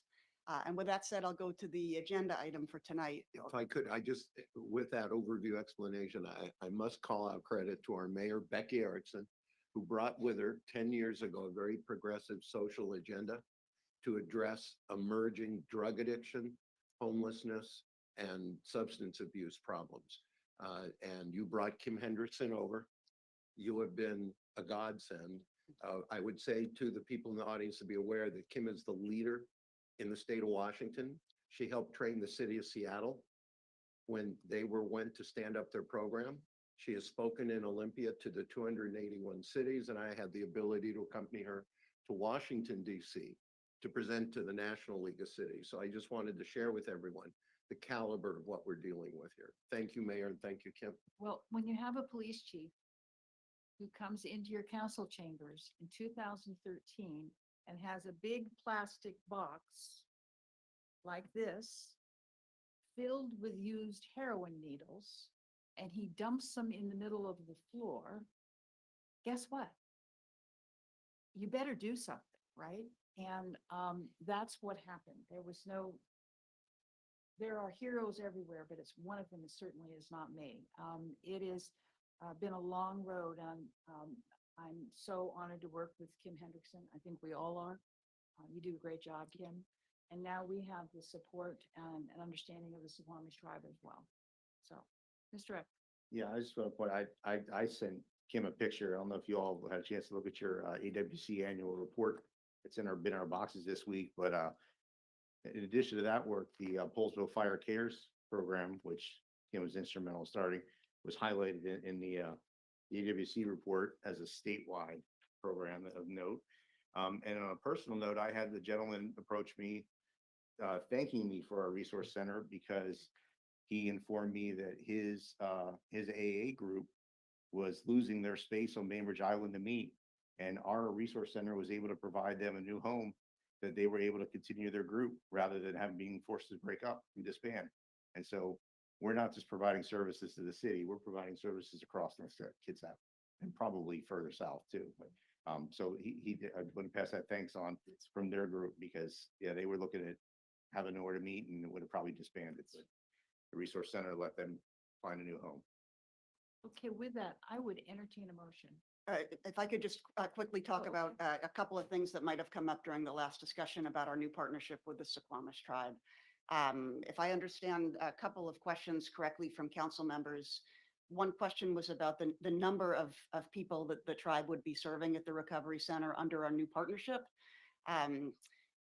Under the contract, there's a minimum of 20 hours per week of a substance use professional on site.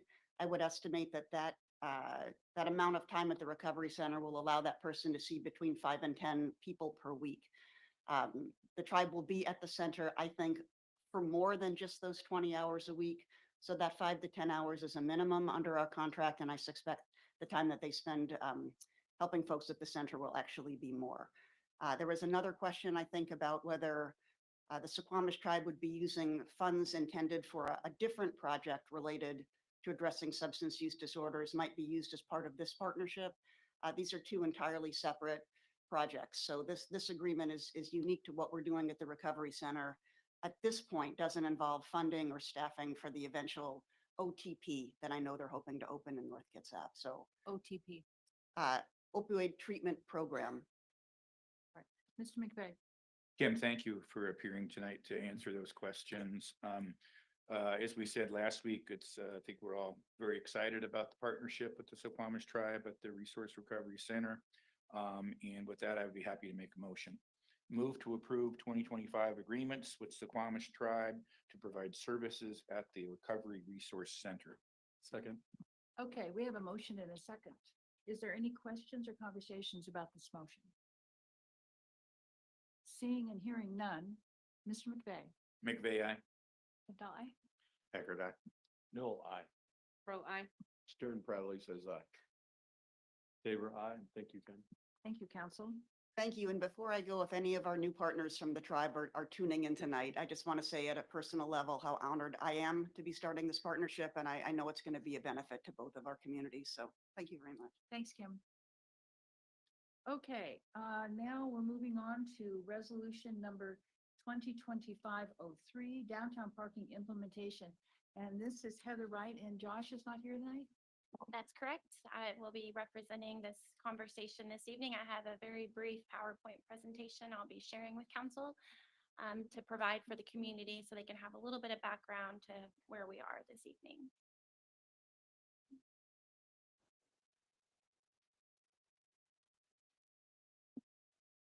And I just want to echo some of the sentiments while I'm pulling this up of what I heard from our council and from our community. I want to acknowledge that this is a difficult decision, and I want to also assure this community that I have met individually with each council member to discuss this in detail. And I know that we've all received many letters and they're all being taken seriously by our council. And I want to thank everyone for coming tonight because this, as one of the members said tonight, Teresa, this is a complex issue. I think that's the perfect word to describe this. We last met a week ago and council was asked to pass a resolution on the timing of the implementation of downtown parking. This conversation has been ongoing, most recently for the last 2 years, where the committee that was formed and appointed by this council met within this room here for about a year and a half. And their work culminated with a recommendation to move forward with 4 steps, which were improved signage, enforcement, securing employee parking, and ultimately paid parking.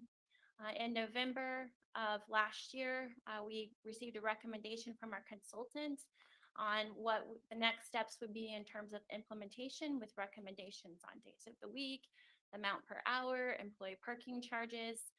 And after that, the council gave staff direction to continue working towards implementation. What happens last week was council was asked to pass a resolution on the timing of that implementation.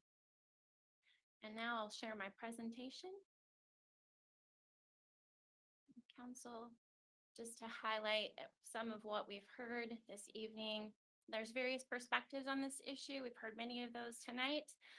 But some of what wasn't voiced as well tonight that has been discussed and shared by our consultants that have been analyzing this issue and have practiced implementation of paid parking in other communities is that paid parking can encourage turnover. It can provide with that an increase in visitors and revenues for our businesses.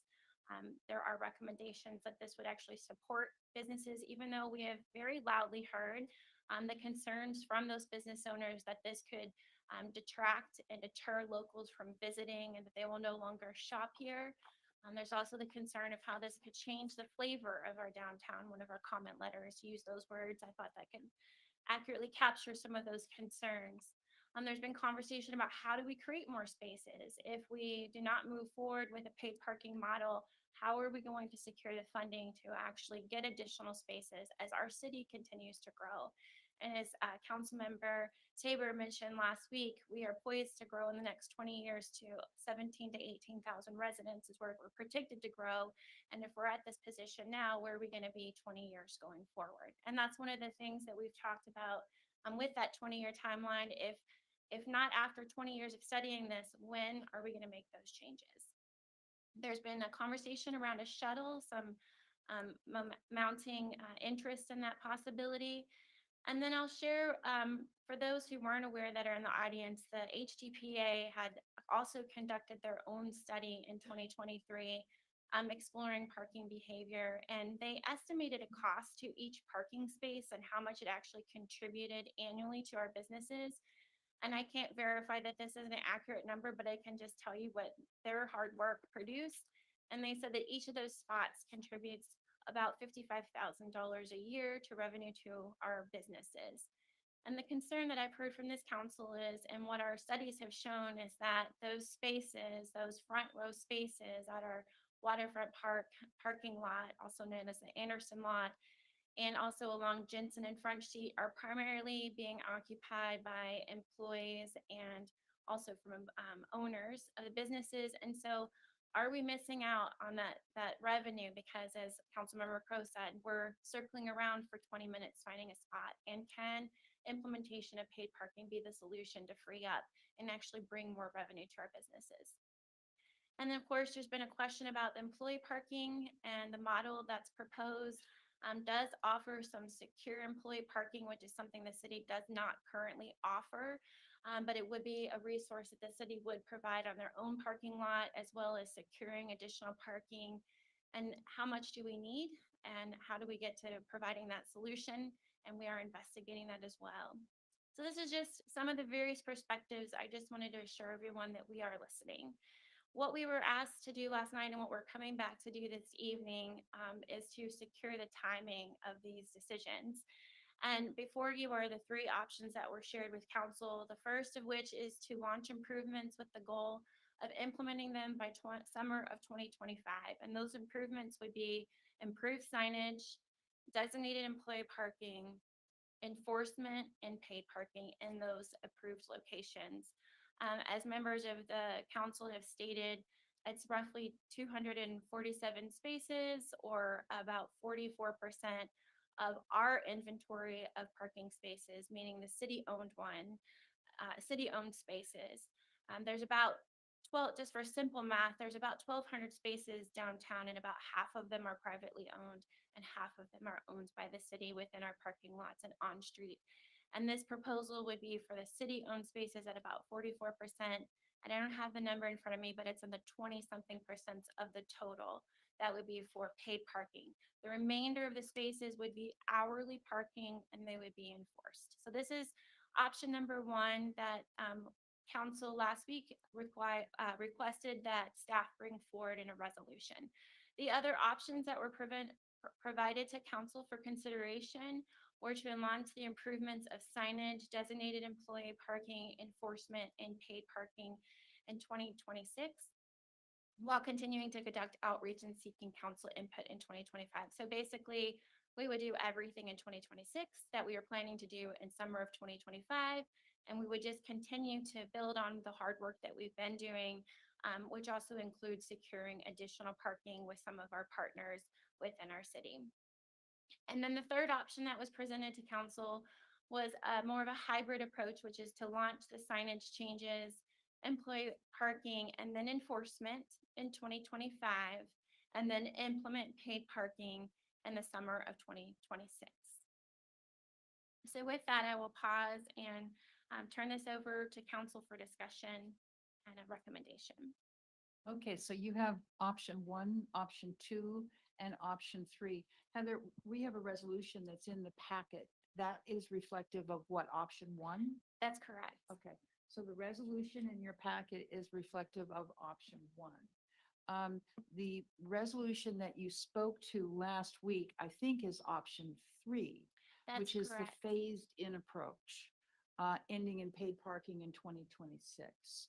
And I'm not sure what option two is. So, but option one is the one that's in your packet. Option three is the phased approach that we saw last week. Okay. Mr. McVeigh and then Mr. Stern. Thanks, Mayor. Heather, I just want to make sure, I'm going to take a minute. I read all of the email messages we've received. I've read some of the social media posts.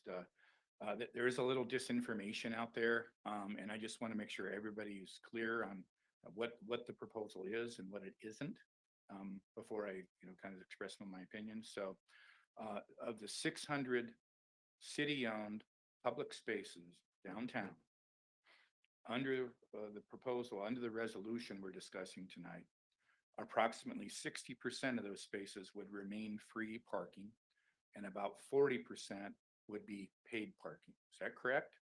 That is correct. Okay, all right. The employee parking that we've initially designated, with perhaps more to come, is approximately 42 spaces in the lower King Olaf parking lot off of Front Street, correct? That's correct. Okay, all right. And then I also think it's important to understand, and I want to make sure that we'll have the numbers right here, and I'm going to use round numbers. The consultant's finding, if you dig into the details of what we've been discussing for the last 2 years, the consultant's projections were that if we adopted, we've been calling it a hybrid parking model, because it combines free spaces and paid spaces. Okay, so that's why when I say hybrid parking, that's what I'm talking about. All right. So the consultant we hired that works with parking in cities nationally, they estimated for us that if we were to adopt the outline of this program, that the city could expect to receive, round numbers, approximately $1 million a year in parking revenue, correct? That's correct. And after the expenses of operating the paid parking program, there could be an estimated profit of approximately $500,000 that the city, working with downtown business owners, HDPA, could invest in adding to parking capacity, be it constructing spaces, be it leasing spaces from First Lutheran Church, be it starting a shuttle service. I have those numbers correct, about $1 million in revenue, about 500,000 in profit, correct? That's correct. Okay, all right. So I want to make sure everybody understands that, all right? I have vocalized in the past that I support the outline of this program, and I just want to, the reason we're approaching it like this tonight is that our staff and our budget, we've been spending a lot of time on this issue. And the mayor and her staff would like to know from council whether we are prepared to adopt an outline of this parking program before we continue to go forward and spend more staff time and money on consultants. Because if we continue to do that and council should not support it, essentially pull the rug out, we would like to know about it now, right? Before we expend additional time and resources.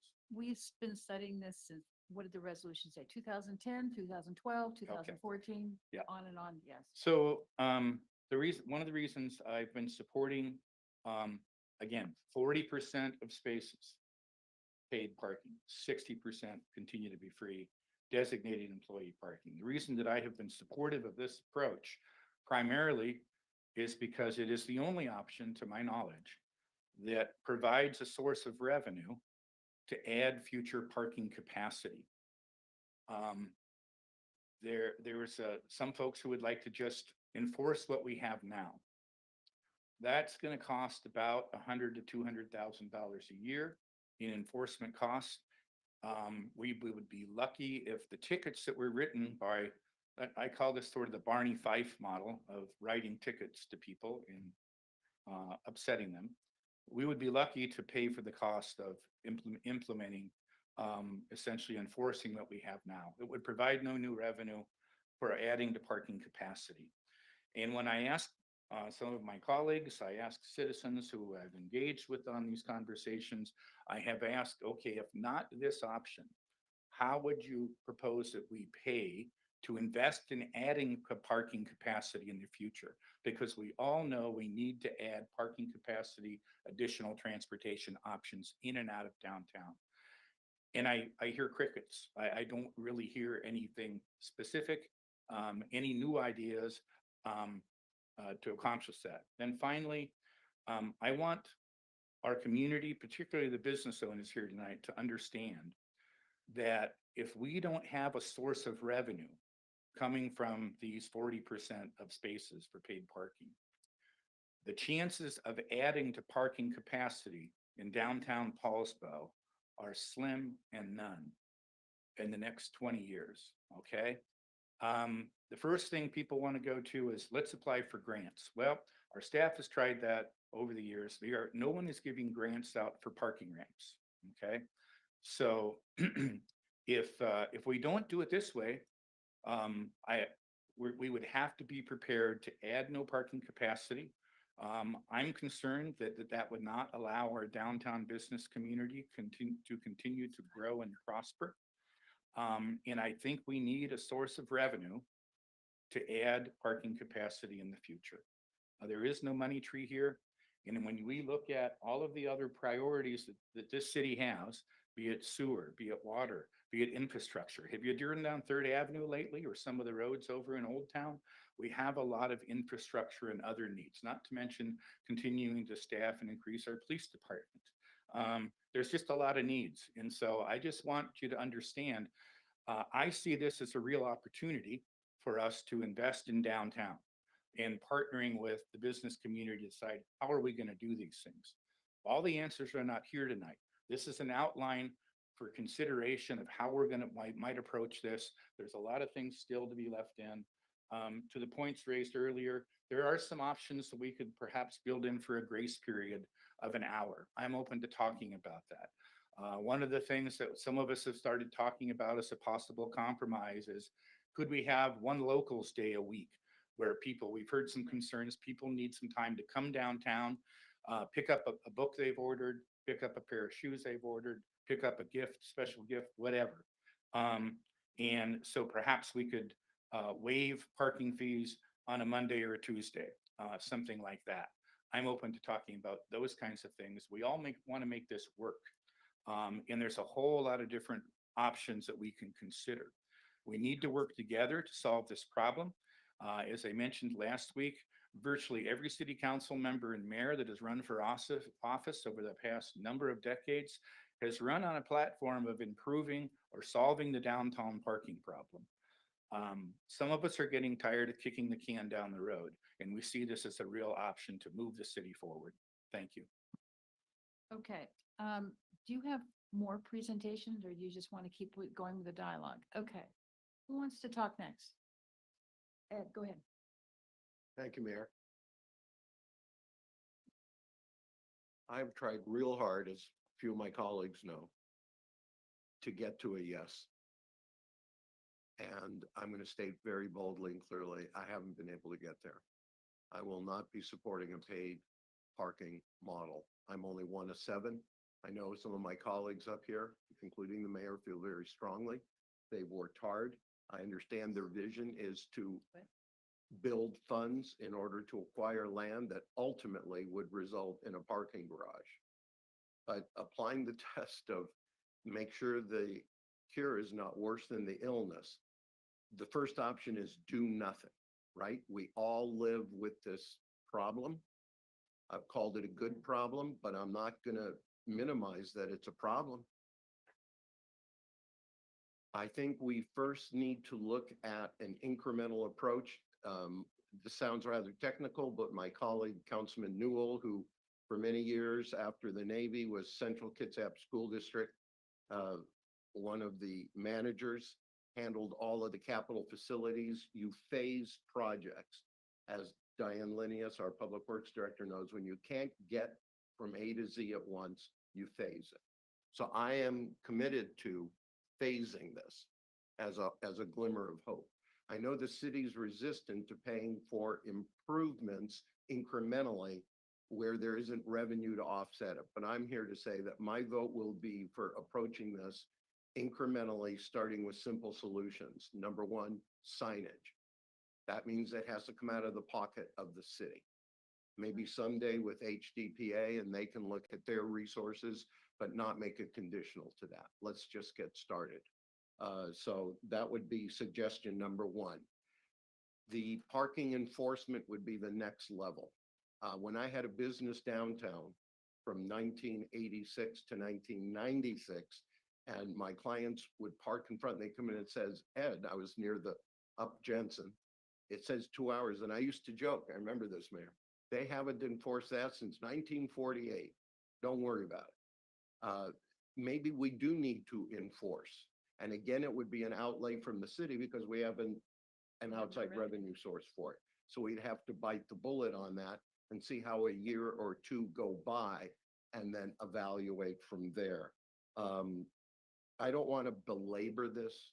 I know my colleagues want to speak, so I'm going to keep that really simple. Mayor, I'd be willing to look at option number 3, but remove the implement paid parking in summer 2026. Ms. Livedall.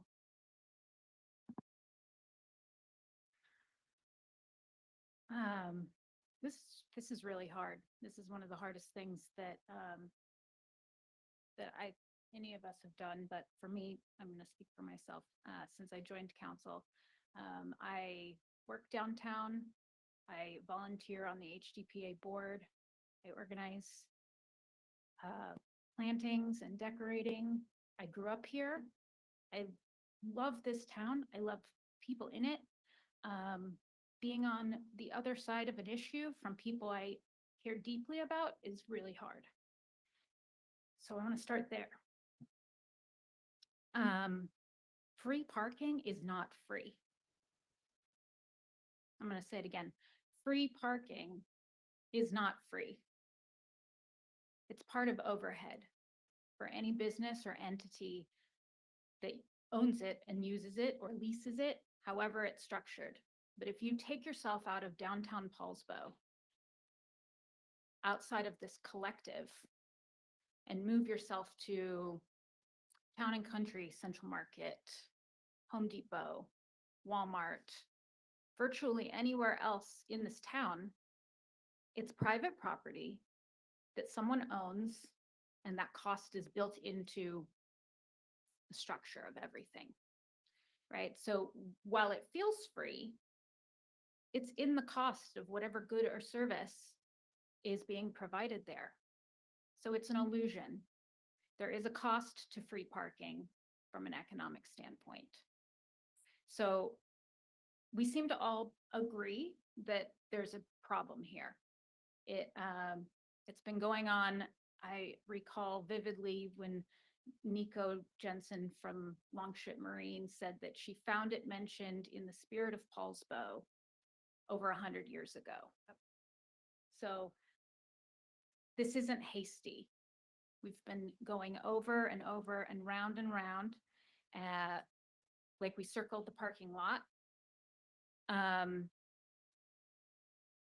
don't want to do that anymore. And I want businesses to be able to truly grow because we're able to invest in more parking.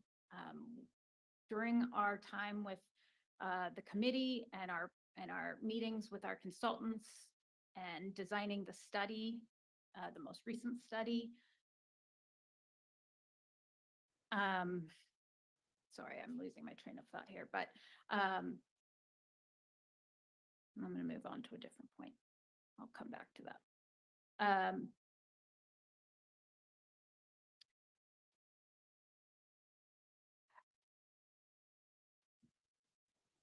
Okay, I don't have to get it all in once. All right. It's I'll- okay. I'll let you guys keep going. Okay, there's Mr. Newell and then Mr. Eckert and then Mr. Tabor. Yeah, I think what we're struggling with is our love of our community here and how do we best keep that vibrant energy. All of us have our timelines of when we first came to Poulsbo, won't belabor mine, but I pleasure of being on city council now for about 14 months. Started checking in and actively listening to this discussion almost 2 years ago now. And there are things we can do together that get us to a better place. Kind of go to a couple different things, then come back to what I think is the approach. Additional parking downtown may not be possible at any price. If I look at the Walker recommendation, one of the places they identified for a parking structure was King Olaf Lot. A two-story structure there adds approximately 50 spaces, which 50 spaces, when it gets done, is not a game changer.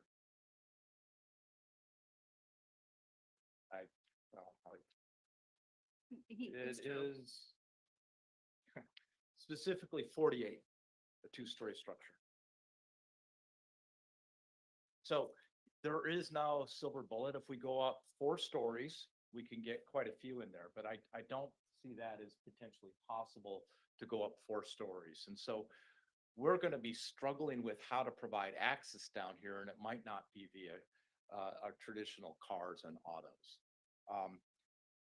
I did find the Walker report from October of 23 to be comprehensive. It did outline a path of low effort, mid effort, high effort strategies. One could translate that is to near term, midterm, or longer term. When I looked at the parking committee results that came to us in May of 24, they echoed some of that. Here's our recommendations, and it was to approach it from a near-term, easy, midterm, and then take a look at paid parking. We have up on the screen behind me 3 different approaches to this. One is to do everything this summer. One is to do everything in the summer of 26. The third one is to let's go with signage and to implement signage and wayfinding, to work with HDPA on employee parking, to identify How do we do parking enforcement? What does that look like? Because we've heard tonight that even with a paid parking model, there still is enforcement. We talked about having to enforce in other areas other than just the paid parking lots. We have things that we have to solve. How would we pay for this? Since I've been here, we've had several times where we voted, and we've added significant dollars to projects. We've had the ability to make that happen. On this specific one, we implemented a transportation benefit district about 2 years ago. Everyone is paying into that. We have parking enforcement cameras right now that is generating revenue. Is it generating $1 million a year? No. But is it generated enough to get us started? I would argue yes. Mayor? Yes. Are you talking about the traffic enforcement, the red light? Yeah. Is that what you're referring to? Yes. Mr. Neal? Those are restricted, are they not? Yeah, they're restricted and we can only have 3.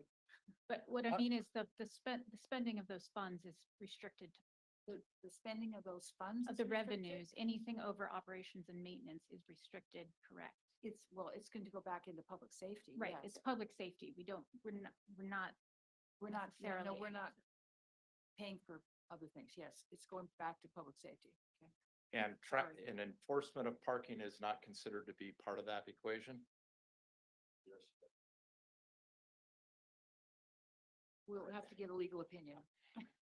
All right, well, let's go down the rabbit hole. Last June, we came up with $500,000 to add on to a park that went over scale.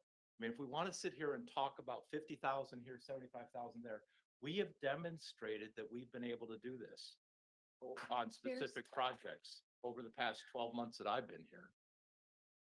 There's a fundamental question, though. Are we offering to help subsidize parking for all the businesses in Poulsbo or just the ones downtown? I think we're making investments across the town. We are investing in repaving roads. We're investing in Knoll Road. We're making various things. But what kind of precedent does this set? I mean, so- who so is? Let's this- not do the debate So because we this- can yeah, debate it yet. Let me finish, Britt. Okay, I did not interrupt you. Okay.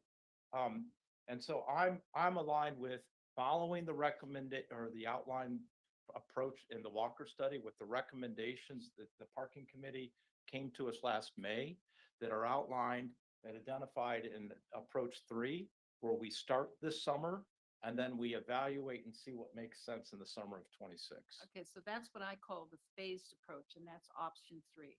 The resolution in front of you is option 1. I want to make sure that you all know that. I don't want to have a screw up in the vote. Okay, I think it's Mr. Tabor and then it is Ms. Oh, I'm sorry. Ugh, Gary, I'm sorry. Gary. It's Rick. Okay, long day, guys. Sorry. Mr. Eckert, go ahead.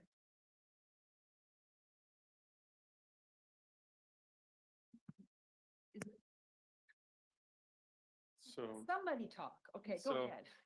hello, everybody. So looking at this and hearing everything, it seems to me that I'll just say, seems to me a phased approach is best, number 3. I think we have to do paid parking if we want to, so we're talking about having good problems. The city of Poulsbo has a good problem. Well, most of this, or many cities in the US have budget shortfalls. The city of Poulsbo, as you can see, cares and works hard to figure out how we're spending and making sure we're not coming to budget shortfalls and cutting programs and offices unnecessarily that I believe are unnecessary a lot of the times. That's when I'm saying when cities have budget shortfalls, it's unnecessary for them to hit those because they're not looking at how they're spending money and how they're generating revenue down the stream, in 20 years. I think option 3 is enough runway for us to figure out more details on the parking. I think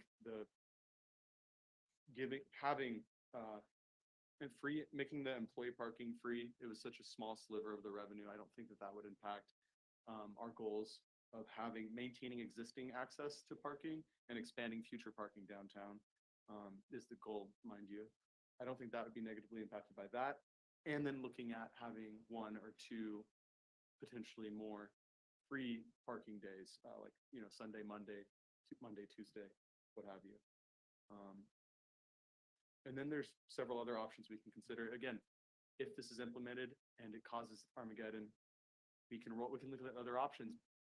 Before we even roll back, there's other options like local permits and other approaches. So I think it's totally reasonable to have option number 3 and implement some model of paid parking. Okay, so who's next? I've lost track. Mr. Eckert and then Ms. Crow. Okay, sorry, guys. Yeah, I just want to reiterate, as Gary pointed out, and Heather supported, we're talking about approximately 22% of the parking downtown. Over half of the parking downtown is owned by private businesses, private folks. We do not control. We cannot direct the use of. The city owns less than half, and we are looking at changing, possibly anything to paid on less than half of that. So again, these are the spaces that folks want to use. It's the spaces that folks fight over now. I'm going to be quite honest. I am shocked we've not had an actual fight yet. I am shocked that we have not had essentially a road rage incident in that parking lot down there where the police have had to come and arrest someone, because I have seen the border of that so many times, of people getting frustrated and angry and racing around each other or racing off or cutting each other off. It's a matter of time. And the other half of that is, if we go to just simply enforcing and saying we're going to deal, then everyone needs to acknowledge we are talking about a reduction in service. That is what unless we are authorized to hire another cop, we are talking about a reduction in service, because that means chief needs to direct one of his officers from patrol, of which there are only 2 on the street at any given time, to spend their night, their day, their shift downtown, giving out parking tickets. And so we are accepting a reduction in service in police to have someone dedicated to parking. If we are accepting that, then that's the choice of this council. I will tell you right now, I'm not voting for that, because I think our police have much more serious issues to be dealing with than giving out parking tickets. They can, under the model of, if we have paid, yes, that's part of their duty, and they will go by and check on the other areas, and they will, but if we don't put in the paid, the only way to enforce all of it is essentially dedicating a cop to it. And I don't think that's what we want to do. If we don't use a cop, I know it's been suggested we don't need a cop, then we have to hire someone just for parking enforcement. And as I said last week, does anybody want someone who is a city employee, whose job it is to give out parking tickets, whose job depends on how many parking tickets they give out? I don't want somebody who knows I give out more parking tickets, my job's safe. I don't want that. I don't think anybody in here wants that. So I don't like that idea. So again, this is less than 25% of the parking downtown. And there is parking right now that it goes unused because that's the parking everybody wants. So I support sticking with resolution 1, which is what we move forward, because again, details are not provided yet.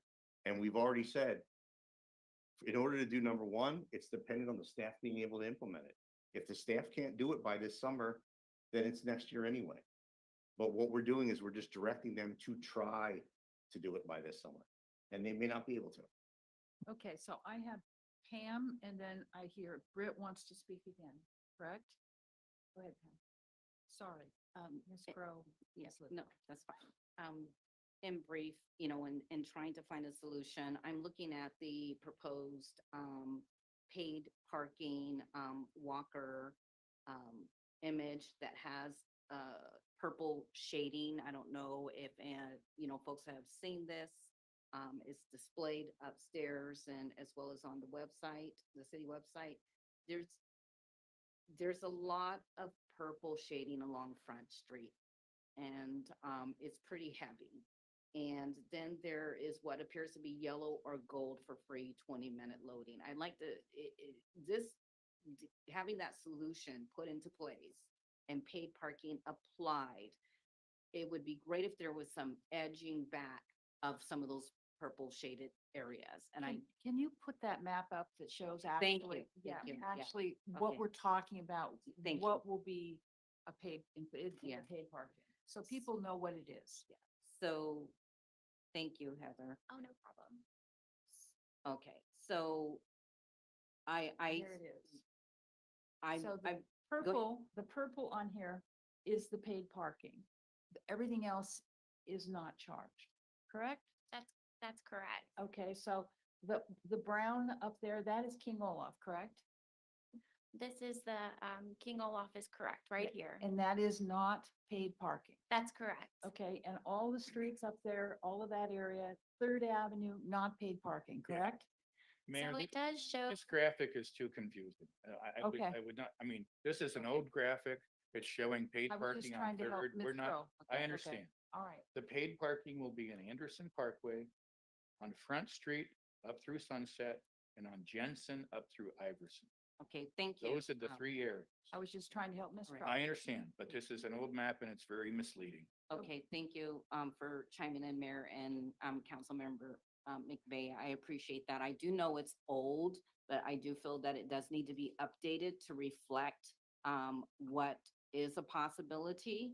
Oh, is that it right there? this is, Okay, so it's still, to me, a little heavy in the purple shading along Front Street. My point is there a way that can,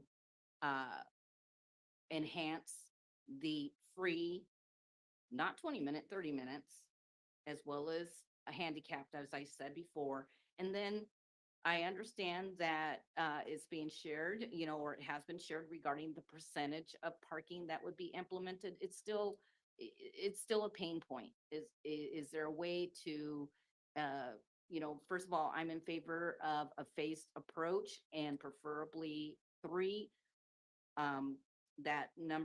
Plan 3 with council input and outreach. I know people are growing tired and weary, but we still need to hear the voice of the community with something being moved forward and implemented. And I know that there's been opportunity for folks to share voice, and for, sounds like 20 years, we have to keep in mind that I'm about to call myself out.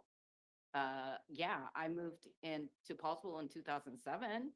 So I'm kind of on the edge of that. And I'm thinking of some of the business owners, they haven't been here for 20 years. Some have, some haven't. I'm sorry, not all, but I do want to call out that some have been here a long time. There's a lot of folks that did share that they grew up here. But it doesn't feel like it's been talked about. My point is for 20 years for some people. So I'm not a fan of number 1 or number 2. So. Okay, it's Miss Livedall and then Mr. McVeigh. And then I need to get some resolution going here, guys. We've been talking a long time. when we talk about how long this has been under discussion, it's really not, we have sort of these nebulous timelines, but there's the actual timeline of when we convened the parking committee and when a survey was put out for the community to respond to. And I'm going back, and I'm sure there are better ways to search it up, but I can see that on July 17th of 2023, the city page, excuse me, on Facebook put out the survey and discussed when it would be open until, and it was, shared dozens of times. I have had repeated conversations over those last 2 years, and I think all of my colleagues, past and present, were doing the same thing. It was not a secret. These discussions were not held in secret. They were open, they were public. We were really desirous of having the best response to the survey that we could in terms of volume. We really wanted to get a lot of responses, and I think our consultants were surprised at how many we did get. I think it was somewhere in the 700 responses, but I know there's far more than that for people who care. So it's been frankly frustrating that we've been at this for 2 years, and it's now that we're being told we haven't reached out and we haven't invited opinions when we really were trying to do that from February of 2023 in an active way, not in a passive way. So I am concerned that if we don't move option one forward, we will never regain this momentum. There is never going to be a time when this community says, yes, please, assess paid parking downtown. When is that going to happen? Okay. Let's do it. Okay, thanks, Mayor. Let me, just one comment. Okay. Heather, can you put those three options up again? Councilmember Tabor, I just want to point out to you that if we were to support option three, which isn't on the agenda for action tonight, if we were to support option three, delaying the implementation of paid parking till summer 2026, and Mr. Stern said he wouldn't even support that at this point. I will remind you that there are 3 council positions up for election in 2025, as well as the mayor's position up for election in 2025. So you're going to have a whole bunch of new folks around here that you're going to have to re-educate all over again. And if we do not vote tonight on option one, I am convinced that this will never happen. And I just want you to understand that. Would you like to put a motion on the table, Mr. McVeigh? Because we have to move along. Yes, I could, but you got it handy there? You got it handy? Well, I'm gonna let Britt. I move to approve resolution number 2025-3 regarding the timing of downtown parking implementation. Second. Okay, we have a motion and a second. Now, this is, according to Heather Sly's, option one. I just want to make sure you know what you're voting for. Okay, this is option one. Motion and a second. Any further questions? Mr. McVeigh? McVeigh, aye. Livedall, aye. Eckert, aye. Newell, nay. Pro nay. Stern, nay. Tabor, nay. Okay, motion carries. Okay. I'm gonna make one comment on this. I've been working on trying to fix parking in this town ever since I've been elected. This council chose not to go forward this evening. It will stay the way it is. It'll stay exactly the way it is. And when you folks are frustrated enough, maybe you will like to come and talk to the next new mayor. Okay, because your businesses are going to be harmed. Right now, you're flatlining in your sales. We know that. We see the numbers. And the reason why is you do not have access to customers as much as you did even a year and a half ago because of the congestion. I got the numbers, guys. I can see your numbers. So sooner or later, this is going to have to be addressed. And it won't be me. It'll be someone else. It'll be a different council.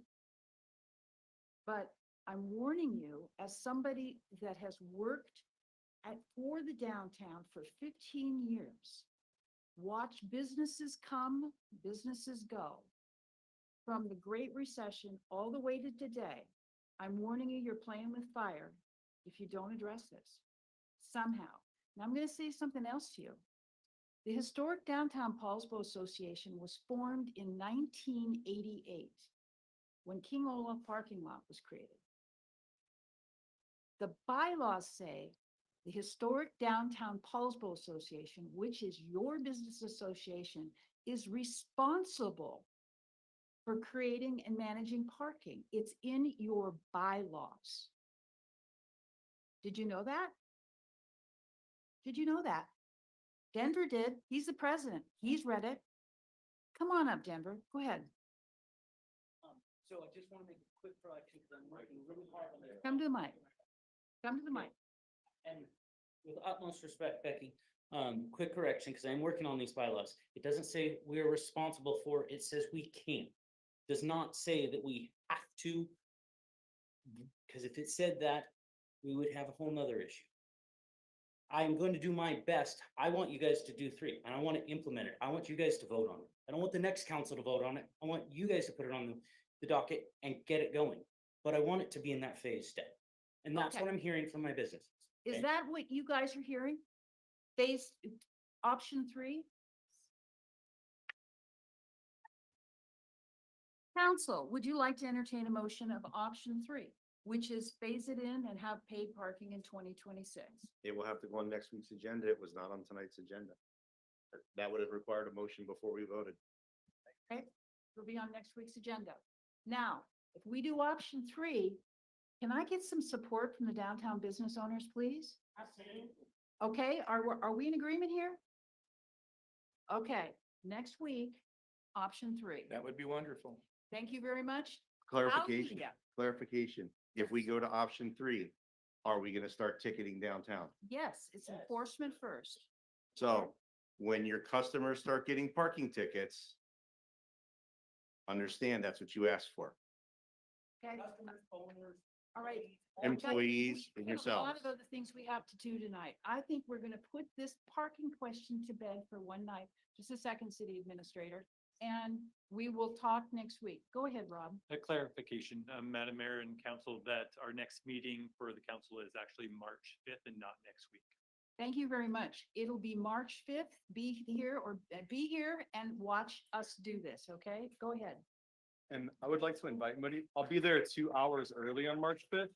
And I'll walk through all of the questions I've seen come to emails, 90% of those points I've arrived to at, yes, we need paid parking one way or another. So I'll be there 2 hours early in front of the building. If anyone wants to ask me, any one of these items, how did I get to a yes on paid parking? Happy to go through it. Mayor, I'm also concerned with, the reason we were voting on this item tonight, as I understand it, is we have 2 colleagues who will not be here on March 5th. I want you all to hear this. We were accused of moving this up to rush it through, okay? Not true. The reason we moved it up is because 2 of my colleagues are not going to be here to vote. And we thought it was important that all 7 of us vote on this. Okay, In absence, can I do proxy can you, vote? can you call in? Yes. Okay. I will try. Oh. I will pay for internet on that We're gonna cruise. deal with this. We will deal with this. I really think for God's sakes, let's do something about parking. Okay, so March 5th, be there, be square. We're gonna do this again. Got it? And I want a round of applause here. We've been working our butts off. Come on. Thank you very much.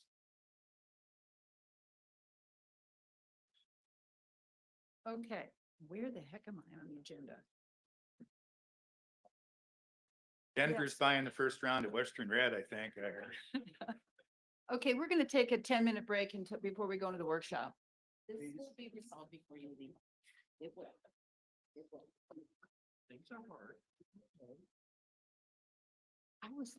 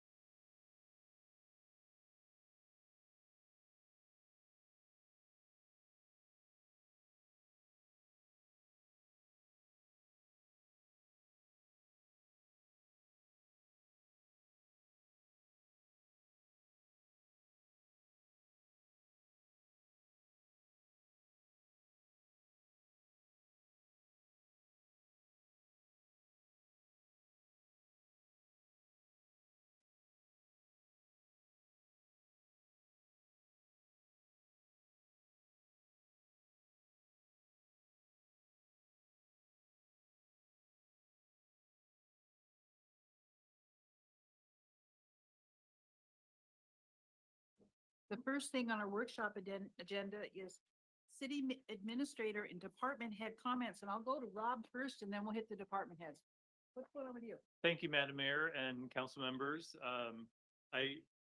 Last week it was sort of sprung on me. I would say that, it was department head comments and I wasn't necessarily prepared to make comments, but thank goodness that Diane did, but I was remiss in extending my appreciation and thanks to all of our public works staff who responded to our snow and icy conditions the week before. So I wanted to make sure that I reiterated that. But also, I really want to share my appreciation for Heather and Josh taking on a very robust topic that you all just talked about. But also, if I may sort of put on a former elected hat in the next comment, and that is my appreciation to all of you. It is really important part of the public process to have an engaged community and a council that is willing to sort of roll up their sleeves and kind of deal with the sticky stuff, because this is it's as sticky as it gets, and it is definitely appreciated. And it's an honor for me to be able to work with a city organization that has a council that is willing to do just that. So thank you for that. Also, just to let you know, as a quick heads up, that the legislative session is fast and furious. We're coming up to our first deadline, which is on Friday. The 21st is the policy cutoff. So basically that means that any bill, they have to get out of their committee of origin. If they're not voted out and out of there by Friday, then they're presumed dead for the remainder of the session, which is a relative term when it comes to the legislature, because they can always resuscitate something if they determine it necessary to implement the budget. But I also wanted to give you a heads up on a piece of legislation that passed today off the Senate floor, speaking of parking. So we actually had a bill, let's see, I think I cut off the number, Bill 5184 passed off the floor today. There was a House version that did not pass, but that specifically was going to be restricting a city's ability to regulate parking fairly extremely. And some of the examples of what was going to be in place was that a city, a code city or county may not require more than 0.5 parking spaces per residential dwelling unit. Also, that existing buildings undergoing change of use, so we could not require any minimums for parking for buildings going under a change of use, residents under 1,200 square feet, commercial spaces under 5,000 square feet, affordable housing, senior housing, housing for people with disabilities, facilities that serve alcohol, which is a commercial building infrastructure.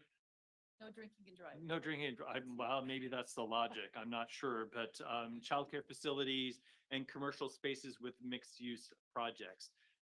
It passed, but it did not. It passed with an amendment that actually helps all of us. So it was amended on the floor to exempt any cities that are 20,000 or less. So we have a few years before we would be subject to that, and any development thereafter would be subject to that. So I just wanted to give you a quick heads up. That's Cambridge and that's Bainbridge. Right. Yeah. So, and then Councilmember Eckert sold one of my items, and that is this item was probably in your inbox, and it is the Empowering Washington Cities and Towns, the AWC annual report. And on page 18, it does call out on the very top the Poulsbo Cares team program. So that's wonderful exposure there.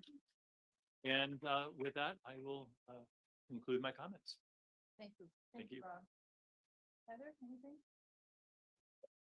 Good evening, council members of the public. I just wanted to share that our EIS comment period ended on Tuesday. We received a total of 6 letters, and within those letters, there are about 40 different comments. So we are going to move forward with our joint planning commission and council meeting, which will be on Tuesday March 11th. So I will send you all a formal invite via email, and it's a joint meeting with our commission and council to select our preferred growth alternative for our comprehensive plan. And also, I want to echo what Rob just spoke to, our city administrator Gelder spoke to in regards to parking. And I just really appreciate your thoughtful comments and all that you've provided to this discussion. And I also want to applaud you all on making a recommendation this evening. So thank you. Who's next? Good evening, Madam Mayor and council and citizens. A couple updates. First, the most exciting one, which is small, but it's a big deal. This is the first time in our agency's history in the Parks and Rec Department that we have a National Recreation and Parks Association professional membership. So we're investing in our staff. That's our biggest asset here at the city, as you know, is our team. And our team is excited. I know our Parks and Rec commissioners are also excited to do online trainings and really focus on professional development. So folks are thrilled on that end. On that same note, we still have an opening for the Parks and Rec Commission. I've heard of 2 people being interested. So community members, if you're interested in joining the Park and Rec Commission, please get your application in likely next week, since I anticipate we'll have some coming in. And we still have a few openings on the Poulsbo Tree Board. On other exciting news, staff got to walk the new WashDOT property that's 1.7 acres that's on public surplus. We have first right of refusal. It is, council might remember in November, December, I showed we have the WashDOT mitigation property that's slowly coming to us. That's 13 acres. And that was a great property that we walked. So council, you will be seeing an item come to you on the business agenda early next month. Because we do need to get back to WashDOT about what we intend, if council would like to move forward with that or not. Staff are going to get that teed up for your deliberation. And then I'll skip a couple of these ones. The senior newsletter, we're still working with our partners across over at the North Kitsap Senior Center and Fishline, our senior task force, and we're completely updating the newsletter. It's generating a lot of excitement. It may not seem like much, but we're taking input from our seniors about the font, the formatting, how can we provide information at a glance? And they're excited. And then lastly, in about next weekend is our Poulsbo Family Formal at the Sons of Norway. So if you haven't gotten tickets, it's for any age, any ability. The first session dance is low sensory, and then we have a regular sensory dance, and it's a lot of fun. We have a DJ and a number of other folks. And the rest of the areas I'll probably say for another update, because there's some more exciting news. That's a digital newsletter? It's a digital newsletter, but we're working on how many we can print for those that are requested, since there's not a funding mechanism right now to print too many. But we want to make sure we're meeting our needs of our seniors for the newsletters. Since it's specifically seniors too, remind me and I'll send you a link. There's a free web tool that you can use that you can test digital products for visual acuity that tells you if you're using colors that are too close to each other, makes it hard to read for folks. Okay. And so you can kind of test it, and something might look really nice and festive and pretty, but it's hard for folks to read. So thank you, Councilmember Eckert. I'll email you. Go ahead. No, it's your event. Okay. Kim and I are debating, but there's a community event that is sponsored by some folks who you saw earlier, the Poulsbo Rotary. That's the Poulsbo Blues and Jazz, the second event that's happening. And I know there's a number of staff who are volunteering to help, and Kim is one of them who's volunteering. But the Poulsbo Blues and Jazz is supposed to be looks like it's going to be an epic event this coming Friday, Saturday at the Suns and businesses. There you go. Good evening, Council. I have some positive news to share as well. On January 15th, Council approved a needs assessment RFP. We were looking for an agency or an entity to help us understand step housing needs and possibilities in North Kitsap. We put that RFP out very soon after you approved the use of $15,000 in city funds and $10,000 in grant funds for that purpose. Weren't sure what we'd get in response to that RFP, but we ended up getting 2 really high quality submissions. An intergovernmental group consisting of council members from here, Poulsbo and Kitsap County will be reviewing those applications tomorrow, and we hope to be able to report back to council relatively quickly about who we chose and how we're going to kick off that process. So very excited that we had 2 high quality submissions. Council might remember approving an agreement with Kitsap Homes of Compassion several months ago to operate a women and children's recovery house in Kingston. It is up and running. They've already placed 2 women from Poulsbo in the Kingston house. So you all took a leap of faith doing something in Kingston, thinking it might help Poulsbo residents. It already has. So very proud to relay that, that positive news. And Rhiannon, if you wouldn't mind, our cafe service started this month at the Recovery Center. February 11th, we served our first meal. Cafe manager Summer Anderson is doing an amazing job about varying up the menu, serving wonderful warm food 3 days a week at the center. It's open to members only, and it really is a part of our peer support effort to create a community space where people can come, make positive connections, celebrate sobriety, and connect to some really good people and opportunities. We did a field trip today. We went out to Port Townsend to visit their cafe, their recovery cafe. We love going to different places to steal their ideas and bring them back to Poulsbo. And I just love this picture because I get to show off my incredible team. So good day today for the center, and we are now serving lunches 3 days a week at the Recovery Center. Can you explain how you become a member so people understand? Absolutely, absolutely. So membership at the Recovery Center is free and open to anybody that's interested in being a part of a recovery community. What what membership consists of is sitting with one of our staff for something like 10 to 15 minutes to answer some basic questions about goals that you yourself might have for your recovery, needs that you have, and interests that you have at the center. And then you're a member. We're very inclusive. We welcome folks to come in and check us out as visitors if they'd like to learn more before they pursue membership. But being a member entitles you to use the cafe and to take part in cafe food and experiences. And so far, the response has been really quite terrific. So Would you tell, the Suquamish tribe was here, right? yeah. They were here. So when you passed that today, there were people from Suquamish here in the audience, so, which is very cool. So, Good things happening. Thank you, Council. thank you, Kim. Over on this side, Brooks. Good evening, council. Just quick, you might notice someone sitting next to me tonight. This is Maurice Anderson. Maurice Anderson is the city's new senior systems administrator. He's been with us for about a month and learning a lot. And this is his first council meeting. I will continue to be sitting here during council meetings because as a department head, I want to be here for other reasons. But he is going to cross train in case I'm on vacation or something along those lines. He's doing great things. Feel free to reach out to him, stop by the office, say hi. And that's all I got for right now. Thanks, Brooks. Welcome, Reese. Rhiannon, anything for you? Okay, so we're going to move on to questions and concerns of the city council. Any questions and concerns? Go ahead. I just want to say that I reached out multiple times to the Port of Poulsbo Commissioner Daryl. I forget his last name, but I'm looking for a response. So if anyone has Daryl's number, please tell him to respond to me. I'm trying to get into those meetings as best I can, and I will hang out down there maybe sometime. They are, but the schedule is not posted anywhere. And I've been trying to get access to when they are, and I haven't been getting clear responses. So if anyone has an inroad there, I would love to find out how I can get access to the Port of Poulsbo. I'll see what I can do for you. And thank you. Okay. Any other council? Go ahead. Ms. Yeah, Treasurer. I want to say they used to be like second or fourth Tuesday or something, but yeah, I went to a couple. But, I just wanted to say, I know Gary mentioned earlier about everybody running to fixed parking. I didn't run the fixed parking, but I did run to try to keep the state from taking over our zoning.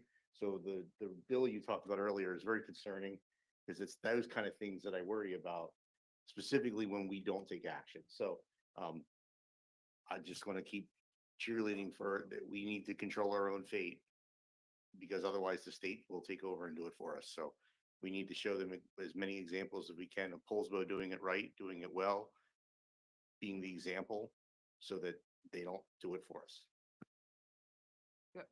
Would it be appropriate to invite our lobbyist, Brian, to put him on the agenda Yeah, here, actually, pretty soon. I mean, he That's he a was good idea. helpful in providing, what he saw as some of the key issues, and we have a legislative agenda, if you will, but it'd be helpful to hear from him about things are going and how we can help, Maybe in March.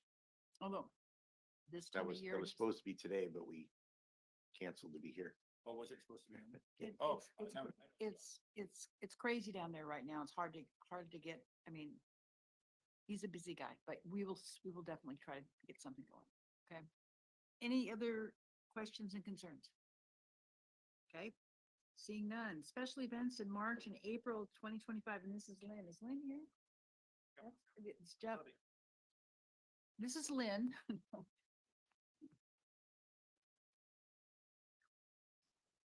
He still has a big smile. Well, I had all those cheese sticks, so.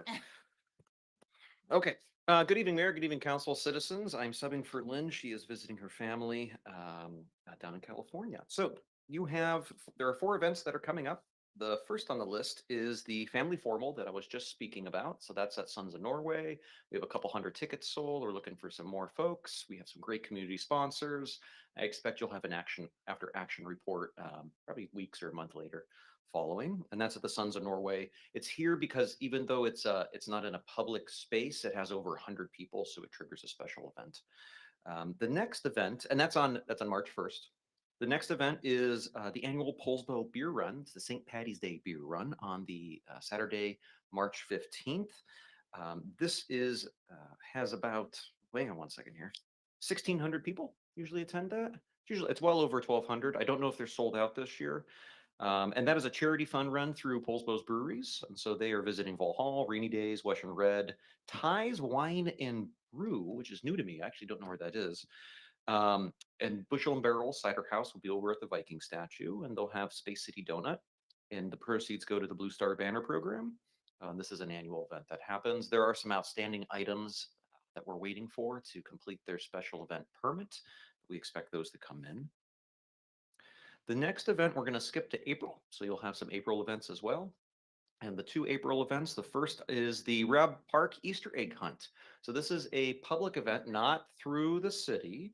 It's through a private entity, and they ran it last year to great success. Staff had some concerns about too many people parking and crowds up there, but it worked well. This is going to be on Saturday, April 12th. It is open to the public from 10 a.m. to 12:30. They're expecting only 100 people. And believe it or not, we were thinking they might have a couple hundred, but it worked out well. So they're going to do it again this year. And it's free crafts and free egg hunt for the community, about 2,000 eggs. And it's over at Robb Park, and the pavilion will be ready, I am told. And that is going to happen at 10 a.m. to 12:30. They're setting up at 9 a.m. So I would swing up there a little before 10 and say hello. The last event that we have for April is our 2nd annual Earth Day over at Fish Park. So you might remember that it was really well attended. That's going to have about 30 different informative booths, some staff, a whole bunch of volunteers.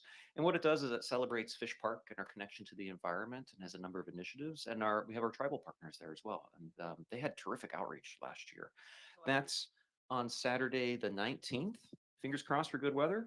April 19th, and that's from 10 a.m. to 2 p.m. And please make a note for Saturday, the 19th, because we're also targeting a potential playground community ribbon cutting that same day. Which one? Tentatively, fingers crossed, it would be Rotary Morrow on April 19th. So we have to figure out how to do Earth Day and that. But so please just book that date. Yes, we will, Councilmember McVeigh. That is a very good question. I will make a note. And if you guys haven't ever gone to the Easter egg hunt at Robb Park, at least it used to be a hoot. I mean, it's a lot of kids and everybody was having a lot of fun. And I used to grab some of the toys, put them in my pocket, because there's always a kid that doesn't get an egg and they're in tears. And so I was running around handing out toys. It's really a lot of fun. Great Easter egg hunt. Is that it? That is it. That's it. Thank you, Jeff. Thank you, You're Jeff. welcome. Okay, Mayor, I'd like yeah. to suggest that we move up the manufactured mobile home agenda item. I mean, it's a workshop. We're not taking action. So these good folks who are here with this, have been waiting, don't have to sit through the next 4 issues. Could we do that? I think we can I think it probably would do be that, although I'm a sure courteous you're gesture. thrilled with the whole, okay. So why don't we go ahead and move to item H, which is update on manufactured mobile home parks, policies and legislation assistance. And this is Heather, who is doing a wonderful job tonight. Heather, thank you. Thank you, Mayor. Good evening again, council. I have a new presentation for you. Give me one moment to fire it up here. I just want to take a moment to thank our citizens for coming to our council. I know this topic has been brought to us many times over the years, but more so at the end of last year and in recent months. And I just want to applaud the council for directing staff to move forward with this discussion this evening. I'm going to acknowledge that I will interchangeably use the word manufactured and mobile homes. We did have someone from the community speak to that. And I think for this discussion tonight, just bear with me. If you want me to describe the differences, I will. But I'd rather just acknowledge I may do that. We're talking about both this evening. And where we will end this conversation tonight is seeking direction from council on some policy decisions. And I'm going to outline for you all this evening the existing landscape of what we have in terms of manufactured mobile homes, parks within our community, and what our comprehensive plan and our housing action plan has said about how we want to move forward with protection and preservation, and also speak to what our state legislator has done and is looking at in terms of preservation of this important resource, which has served as affordable housing for our community. As someone spoke to this evening, I'm going to share my screen.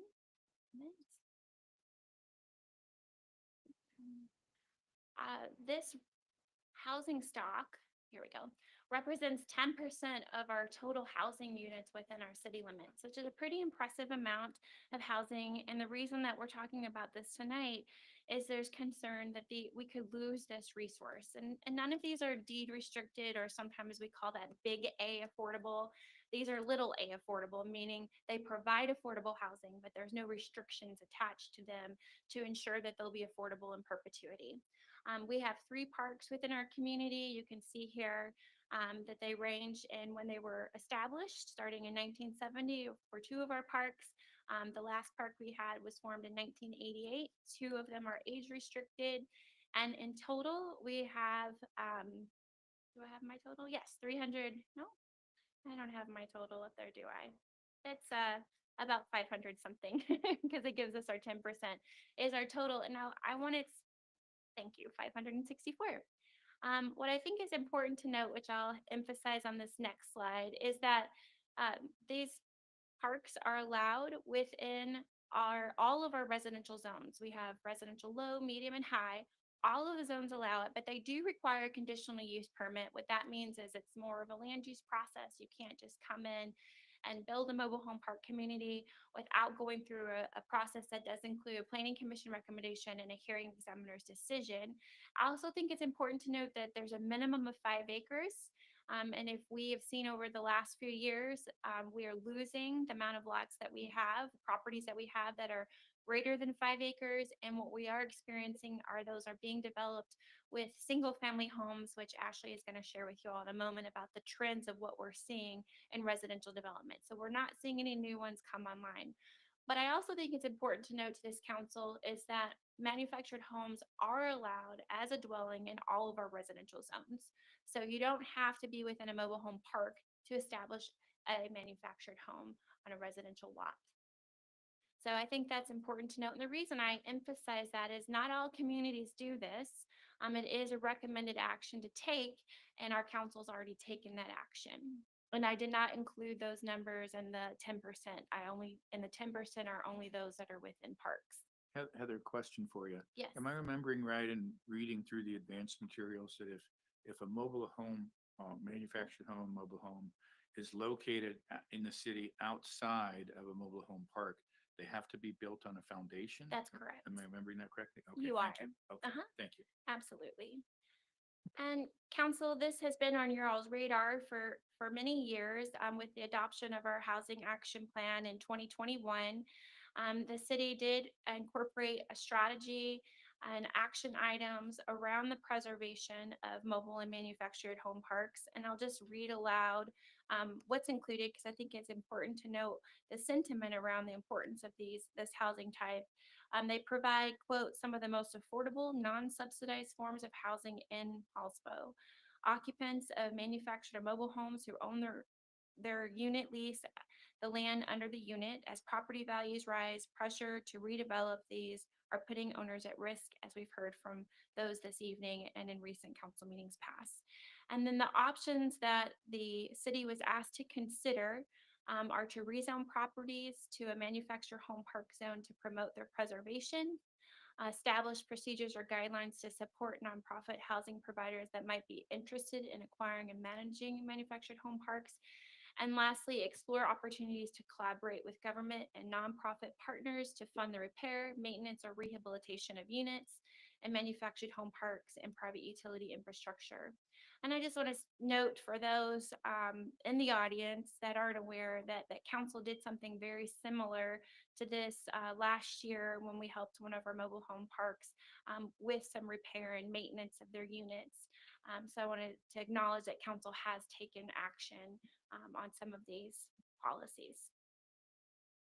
This is the new policy that is being proposed. It hasn't been adopted from our comprehensive plan. It does utilize other policies that we had around manufactured housing, acknowledging that it's an important housing stock and that we need to explore creating more stable planning and zoning environment for their continuation and provide flexible and effective development regulations to allow upgrading and modernization of older manufactured mobile home parks. So this is again a proposed policy that would be adopted through the comprehensive plan adoption process that is set for June of this year. And typically, just to acknowledge with council, the way that these policies work is they set the framework for the land development regulations that are adopted either with the plan or in years post-adoption to implement the adopted comprehensive plan. And as we know, fortunately, our state legislature has been making efforts and taking strides. And I want to acknowledge this because this is not the first time that council has asked for me to come and speak to you all about mobile and manufactured home parks. The first time you all asked me to come to you was 2 years ago. It was shortly after my tenure. And at the time, our legislature hadn't adopted some of these policies that are in place now. And at the time, that was something that council acknowledged was a step forward in ensuring that these parks are preserved within our community. What's notable is the opportunity to purchase.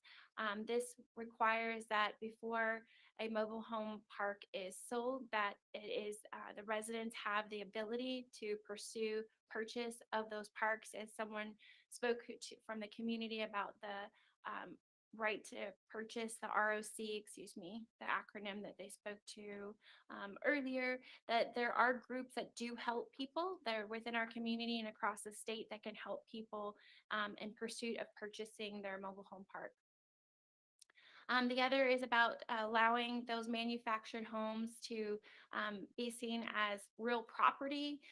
This provides for the owner the ability to receive some financing and to be guaranteed of occupying a lot for a longer duration. So this was the title elimination for manufactured home, and it's not in effect yet, but it's set like many of the bills that are adopted, they have a later adoption and effective date. Yes, I'll pause here. Can, I'm somewhat familiar with who owns the Poulsbo Mobile Home Park, Mhm. but I don't know who owns Viking Park and I don't know who owns Seabird. Do we know? Do you know that right off the top of your head? I do not know that off the top of my head. If we wanted to, we could. I'm sorry. Detente? Okay. Might be, at some point in the future, Do some research. might be helpful to know, have a little bit more background on ownership. Thank you. Okay. We know who owns Seabird. We know who Seabird is too. So it's just Poulsbo, Spiky Park. And when was it sold? When was the last time do you remember? 2 or 3 years ago. Yeah, okay. Thank you.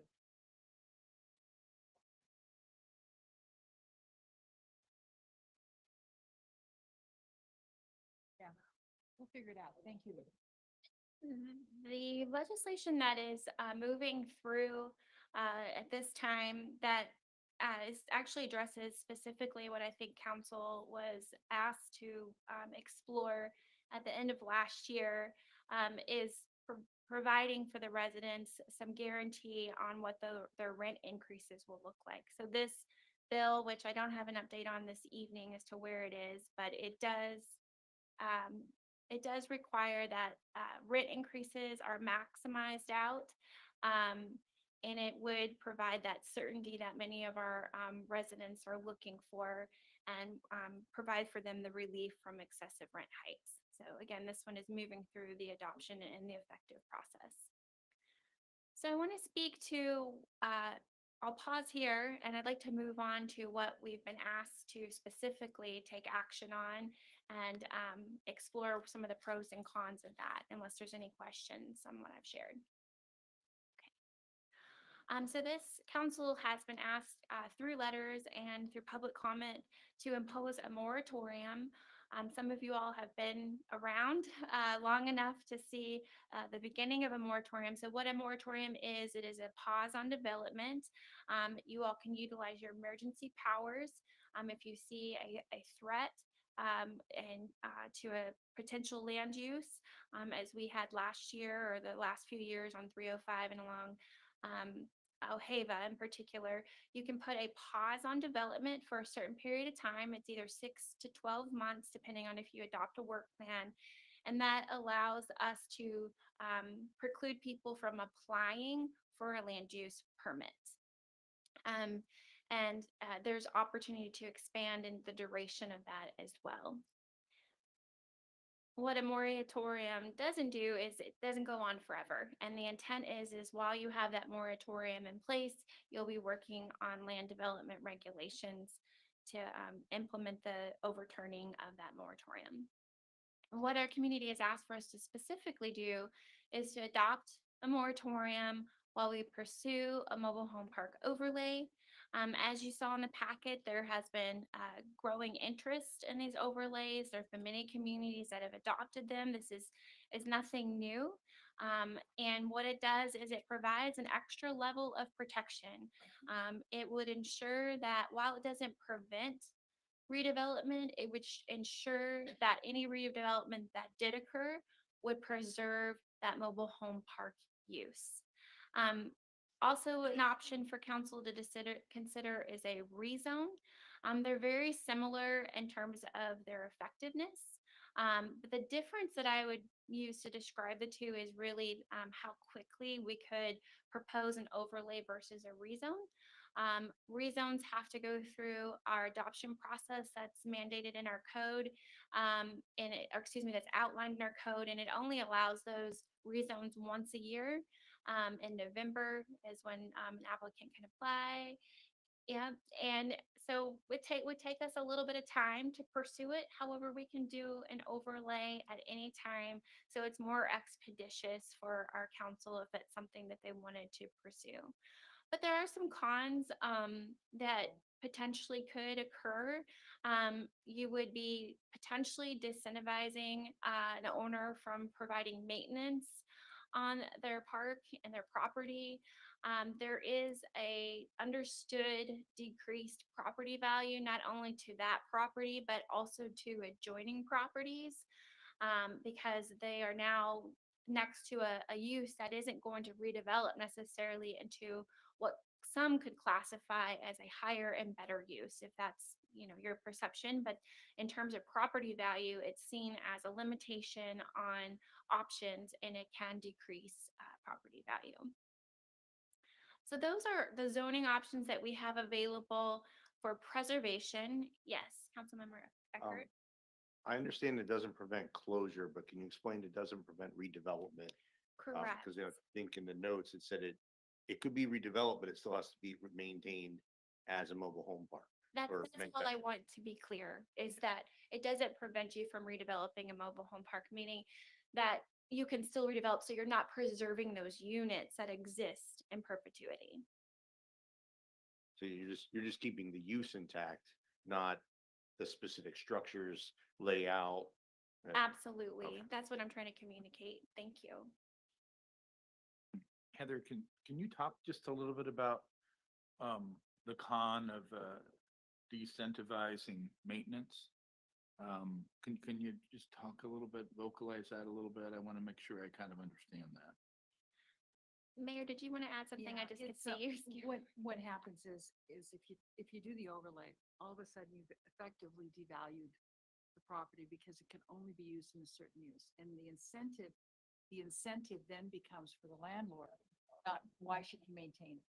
Okay, if it's not going to increase in value or even stay at the same value, why should he maintain it? Especially if you have some kind of stoppature on the ability to increase rents. Okay, so if you go both of those, effectively you've devalued the property and there's no incentive for the landlord to maintain it. It just, toss that in. Second part I get, there was rent stabilization, then there is that potential. But if we do it as a mobile home park overlay, there is not an incentive to maintain it as a mobile home park? No, it's not this. It will, with an overlay, it will be a mobile home park, period. It can't be moved into anything else. Well, let me go that different direction. If I decided to redevelop, my thought is I'm going to be taking all of the existing structure, asphalt, everything out. You can't redevelop it except as another mobile home park. I understand, but Yeah. back to, if we put it on there, there's not an incentive to maintain it. Right. If I'm going to go to sale and to redevelop it, change the use, Mhm. You my can't- my yeah. sense is I'm not going to maintain it because I'm going to rip it out. Yeah, well, I'm you gonna- can't redevelop it in any other way. In other words, it doesn't, No. you block the So value. we go from, we don't have a mobile, an overlay to we do have an Right. overlay. If we stay where we're at Well, we don't have an overlay. and we move to having an overlay, you Right. said that there's a disincentive potentially To to maintain it. maintain it. Mhm. But if I stay here without an overlay. Right. And I can sell the property for single family housing. Mhm. I don't think I would be, if I had that in my 5-year horizon or 10-year horizon, I would stop maintenance because the value is the dirt. It's not the structures. Not necessarily. That's where I'm struggling. Yeah. Not struggling, but just my Not question was. necessarily. If you have a mobile home park and it will continue to rise in value as long as you're maintaining it and you have the ability to do increases in rent, correct? Yeah. Okay. So all of a sudden, if you say you can't do anything other than be a mobile home park, you can still increase the rent, but you've effectively locked in the long-term value of the property because it can be only that.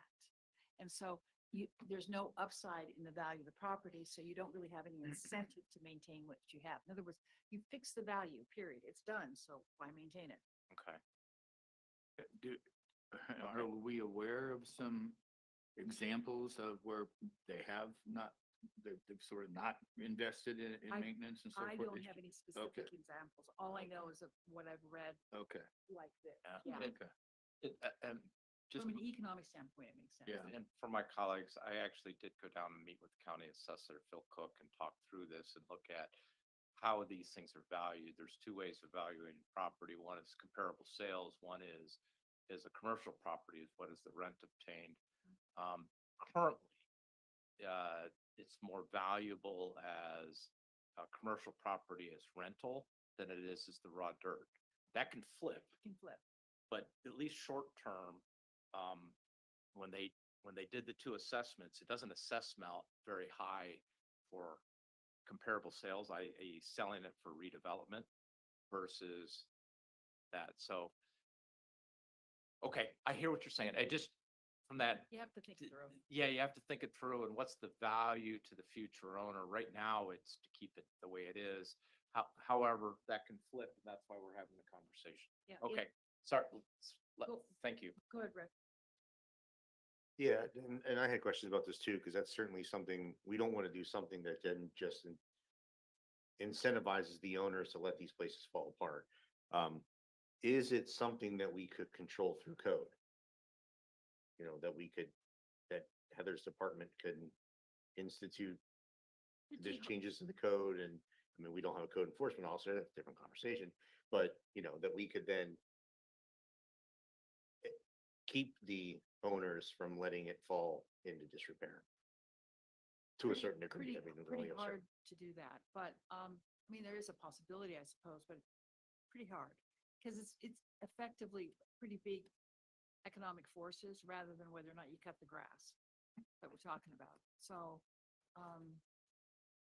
It's yeah. private property, we're limited, I know what we can do, but if we're talking roads specifically, you know, they still have to be safe, even private roads.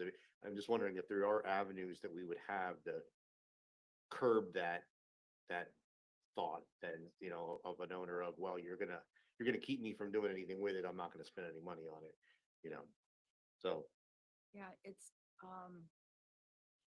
cause I I'll don't- be I honest, really don't think so. yeah, I've been paying attention, and I'm pretty sure the rent stabilization bill is gonna pass, so I think we need to chalk that one up to, it's gonna happen. Yeah, the way it was presented, it looks pretty solid, so, I would certainly give it a 51%.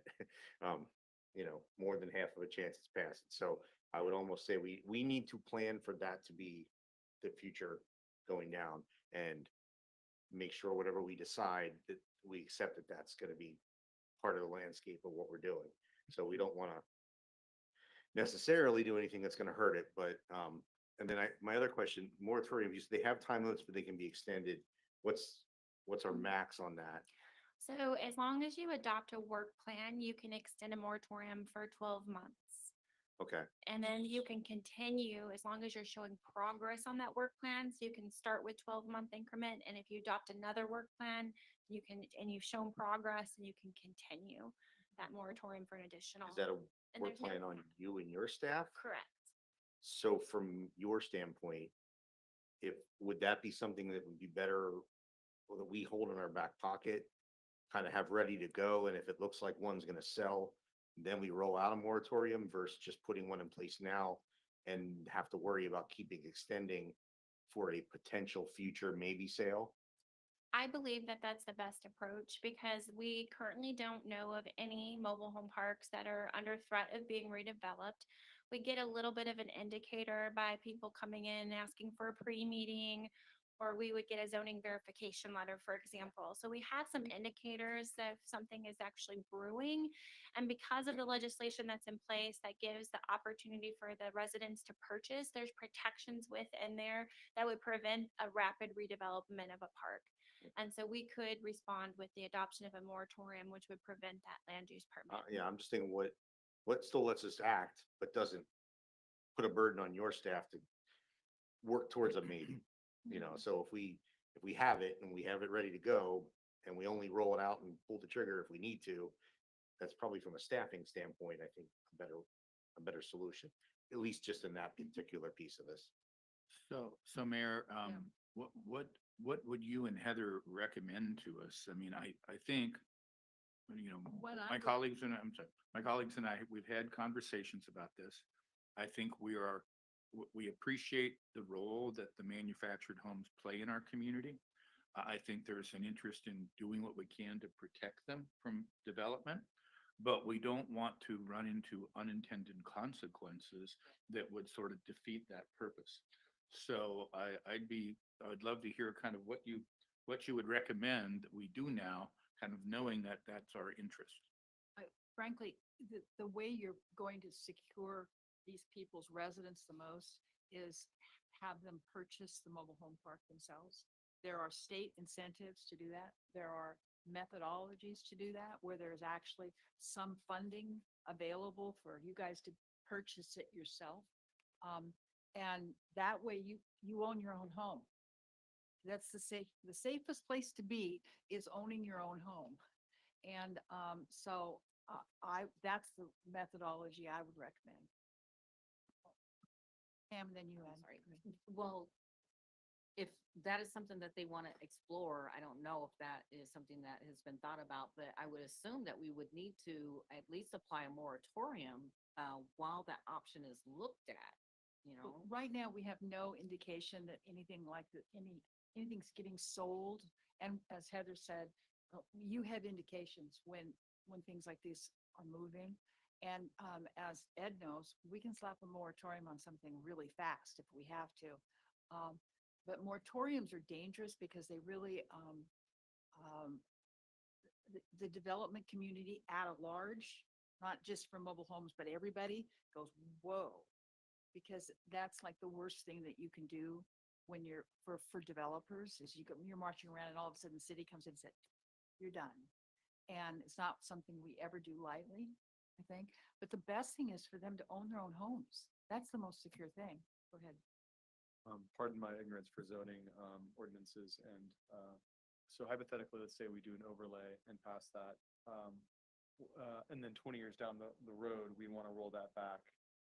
That just requires a vote, the same So process, it would right? be the same process in reverse. Okay, so it's not It's not a locked in perfect. forever. Correct. I mean, at this council's discretion. That's correct. Thank you. Mr. Stern, I'm Thank sorry, you. I And skipped you. follow up on the mayor's remark. Moratorium is considered very anti-business. It introduces unpredictability. It disrupts financial chains of investment. There's cost associated with being in abeyance. It's seen as an anti-business signal, not just real estate wise, but it subjects the city to the thought they're not planning very well. Is their house in order? Are there going to be other disruptions? But beyond that, couldn't it sort of cause a current owner and say, oh geez, if they're thinking of doing that, I better move forward with this plan I didn't really have, but I want to get ahead of the curve, right? Isn't there a danger of that too? Well, there's a danger of the moon not coming up. I mean, Well- there's all dangers everywhere, you know, but the reality of it is the best thing that we can do for residents that want to stay in their homes is to help them figure out how to buy them and work with the state programs in order to make that available to them. That's where you're going to be the most secure. Well, how about, Mayor, if we suggest that you and Heather or anybody else on staff meet with these folks and talk about that option? Is that realistic or not for you all? That might, would that be an appropriate next step? First of all, I have to do some homework because I know that there are state grants that help reduce the payments or reduce the cost of a purchase like this. And I know they're out there, but I don't know the particulars. So it's Mr. Eckert, then Mr. Stern again. Yeah, I was gonna say, so one of the things that was really good about that webinar that some of us attended was that the residentially owned community Northwest person was there and talked pretty detailed, pretty well about how that process works. But we need to recognize too that we have three different communities we're talking about here. And the ability to buy, I don't think is the same in all three. I mean, I think there's a pretty significant difference in one than the other two. But they are sitting there ready, willing and able, waiting to help communities do this. That is what they do. So the 70-day, that's in place to help that group swoop in and help a community that wants to set up and buy. They help them from organizing to funding through closing and all that. So there is a thing there in place that if I got indications that there was going to be a sale made, we would have time we could do a moratorium, this group could help. So there are things there we could do in a short term. And there were some things about it that were really positive, I thought, in that not just that the residents own the land, but they shared, I think you had attached the study that it now converts what's seen as a vehicle and not real property to real property. So now instead of deflating in value every year, like a car, it now starts to gain value like a home. So there's some real value and folks can get out of it. If you live there and you buy into the property and then later you say, I want to leave, you get out, like, you're not locked in. So there's definitely some stuff to look into there. I think it's really interesting. I think for us and direction, I would like to say we look at the overlay because that seems to be the less, it's not as restrictive as rezoning. It's not as much work on staff to do, and it's something we can reverse. And it gives what protections we can give, it seems, without the nuclear option of a moratorium, which we always have in our back pocket. I think as far as direction to staff, that's my vote. I'd like to see a pursuit of the overlay, and then we see where that takes us. Okay, we have Mr. Stern and then we have Ms. Legault. Thank you, Mayor. I didn't mean to comment about moratoriums. That was just a quick follow-up to the mayor's remarks. Back to mobile manufactured homes. I'd like to take a different lens and get your feedback. So far, we're talking about protecting and ensuring our existing housing stock. I would like to look at a proactive method. What can we do to encourage the development of not just single in a neighborhood that we already allow for, but actually encourage this as a low to middle income housing solution, one of many in our bag. And then I look at it as both private sector, which I'd like you to comment on, but I also, before I give up the mic, want to comment on public, juxtaposing it with the Nordic cottages. What's to prevent a county or city from using existing land base and putting in infrastructure such that to allow for a mobile home community that the city or county might own? Would you like me to respond to that now? Go ahead. Okay, so I think it's a great question. So it's how do we incentivize new mobile home parks? And I think there are tools that we could utilize. So we could, right now, as we said, we had to have a minimum of 5 acres. We could look at reducing the minimum requirement. We could look at, if you do pursue this type of housing, many communities have looked at tiny homes, for example, as another alternative of smaller, more affordable housing. We could provide a bonus density if you were to provide that type of housing versus your traditional single family. And another option we could look at to incentivize or mandate, if so be, is if someone does redevelop, they have to provide a certain amount of the new units as affordable or as mobile. We could require some of that to be baked into a redevelopment proposal. So we have many tools we could draw from. The problem is from an economic standpoint, if you have 5 acres in the city of Poulsbo, you are not putting mobile homes on it. You're not. I was saying city or county. Well, the county, when the county, you're not supposed to put anything like that because it's the county. You're not supposed to develop in the county. You're not supposed to develop densely. So, Britt, go ahead. Yeah, I mean, the question point I was gonna make is different, but just following up on what Ed said, I'm not sure that my goal would be to encourage new development of manufactured home parks. I understand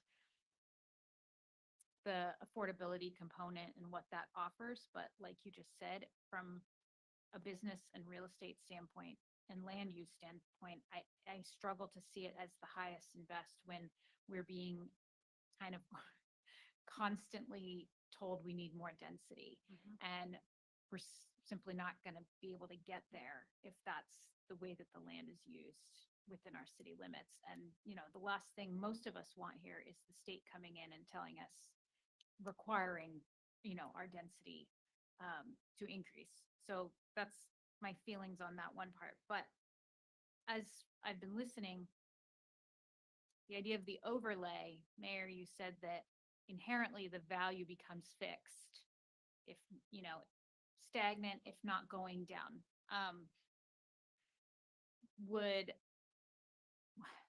I'm really just thinking this out, it's kind of a question.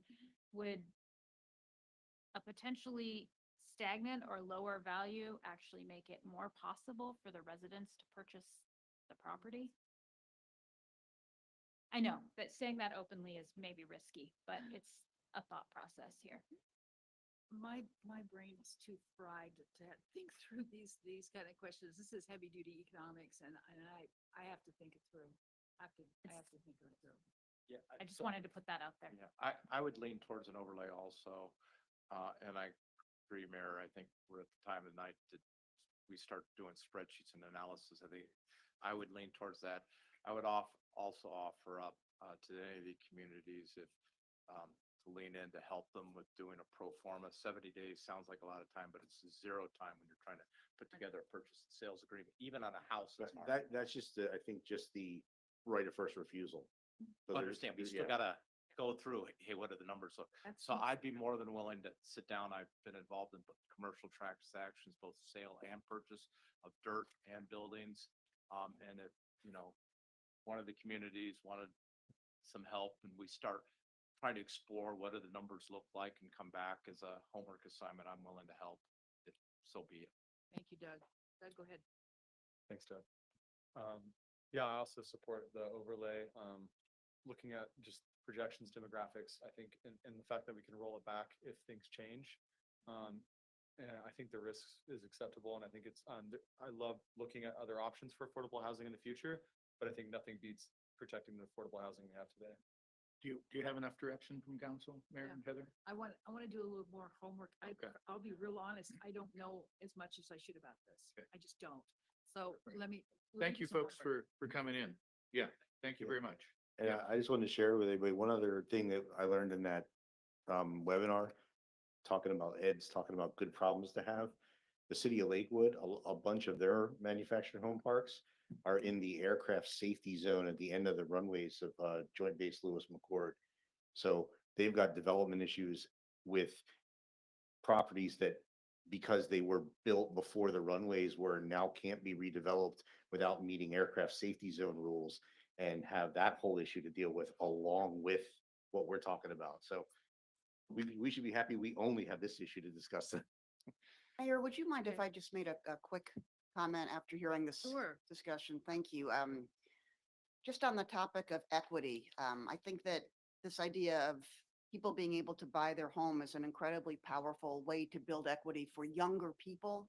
But the calls that I'm getting are for older folks with fixed incomes that are not in a position to buy a home, and it's not a time in their lives to build equity. So I just want to introduce the idea of age in this conversation as well. Equity is a wonderful tool for many, but not for all. Thank you. Council, if I could say sorry, may I please say one more thing? Just to set expectation for timing, absent of any looming threat, I would propose that we take this through the comp plan adoption process. When we choose our preferred alternative, we can get that policy direction, and we're looking to adopt those comp plans in June, and we could be taking through an amendment to the overlay at that time as well. And, Okay. and if All there right, is a perfect. looming threat, I want to reassure these people here that we will handle the looming threat. We do have tools to eliminate the looming threat, okay? Okay, Thank you so much. okay, where the heck were we? Oyster Plant Park, please. Oyster Plant Park lease extension, and then right after that is the Parks and Rec software, and these are both Jeff.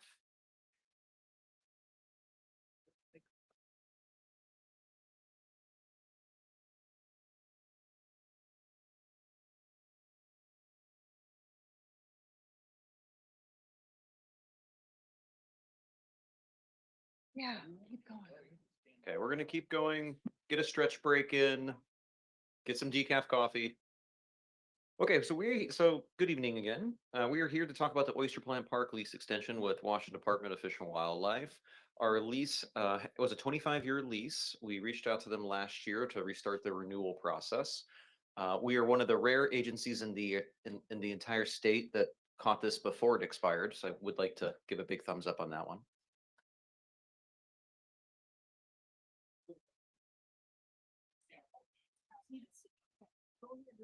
Watch this brevity. We're listening to you. We're just not paying attention. So instead of renewing another 25-year lease, we are extending it to a 50-year lease. What this means is that we'll all be well retired when it comes back. And our legal went through this. Their board is meeting this week. It might be tonight. And so what's in front of you is a motion to move this item to the consent agenda, and then that will allow the mayor to authorize this, sign that lease. Good. Great. Okay, that was good. Now we have Parks and Rec software. Parks and Rec software, continuing the brevity. Uh, Council approved funding for our parks coordinator, but because it was a meeting with our finance director and our city administrator, when we proposed the funding, we built in a budget of 7,000 for software and supplies, so the position can actually do their job and it's self-contained. That 7,000 didn't move over during the budget process. It was so what we're coming here with is, oops, for whatever reason it didn't move over. We do need the software to conduct our playground assessments. It's going to save a lot of staff time, and we need software to work on our volunteer programs once we get that passed through IT, and we need supplies for this position. So what's in front of you is a budget amendment that takes that 7,000 that was part of the original proposal that just didn't transfer through with the position, and puts it back in the budget for that position. It is 7,000, it's recurring, and it's tied to the parks coordinator. Excuse me.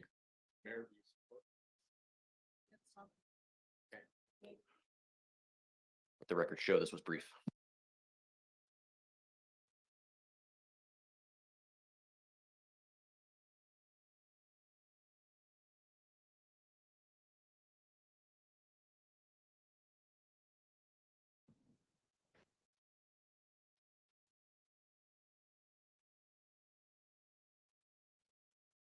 Council, this is a code requirement that the transactions and expenditures that were completed from the previous year from our planning commission are presented at a council meeting in February. And I have a brief presentation. This was included in your packet, but this is just an opportunity for us to acknowledge the hard work of our commission and our council, because you touched all of these items as well. And I think what's most notable about what was accomplished in this last year is the amount of ordinances that made it through our process. And as Councilmember Eckert said, Poulsbo is doing things right, and we should be an example. And I think last year is an excellent example of that. We made some missing middle housing improvements. We've increased our residential housing capacity in all of our commercial zones through increased height, opening up flex space at the end of the year, and the improvements we've made along Viking and Alhava. It's great work by our commission, and I'm just constantly impressed by the work, the quality work, and the hard decisions that this council is willing to make, and our commissioners. And in addition, our commission held 2 open houses. That was a new platform for our commission. That was in regards to our Viking update and our critical areas open house as well. In terms of project reviews, we actually had an uptick in project reviews last year. We had 3 residential projects in total that were approved utilizing either subdivision or PRD, which is planned residential development, and our first project that adopted unit lot. So we approved through the land use process a total of 189 units. Of course, they didn't all get built, and our planner will be providing those stats for you in just a moment. Additionally, the fire station was approved, and as I said, we had 2 open houses. And in terms of expenses, our expenses are pretty low. The majority of our expenses are from advertising, because these are council initiated amendments.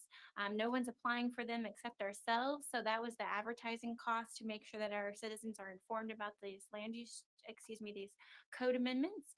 And then we just had a small mailing cost to one of our commissioners. So that concludes the transaction and expenditure report. Thank you, council. You are so inexpensive. Thank you. Anything, comments? Okay. All right, snapshot on full statistics of single and multifamily permits approved in 2024. Hey. Hello. If I can get it to. Oh. This is the PDF.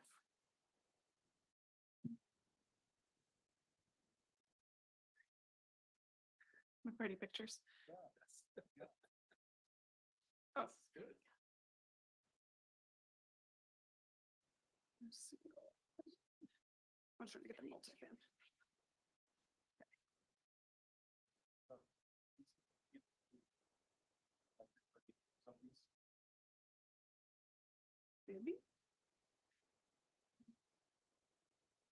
Heather, will you introduce your colleague to us? Oh.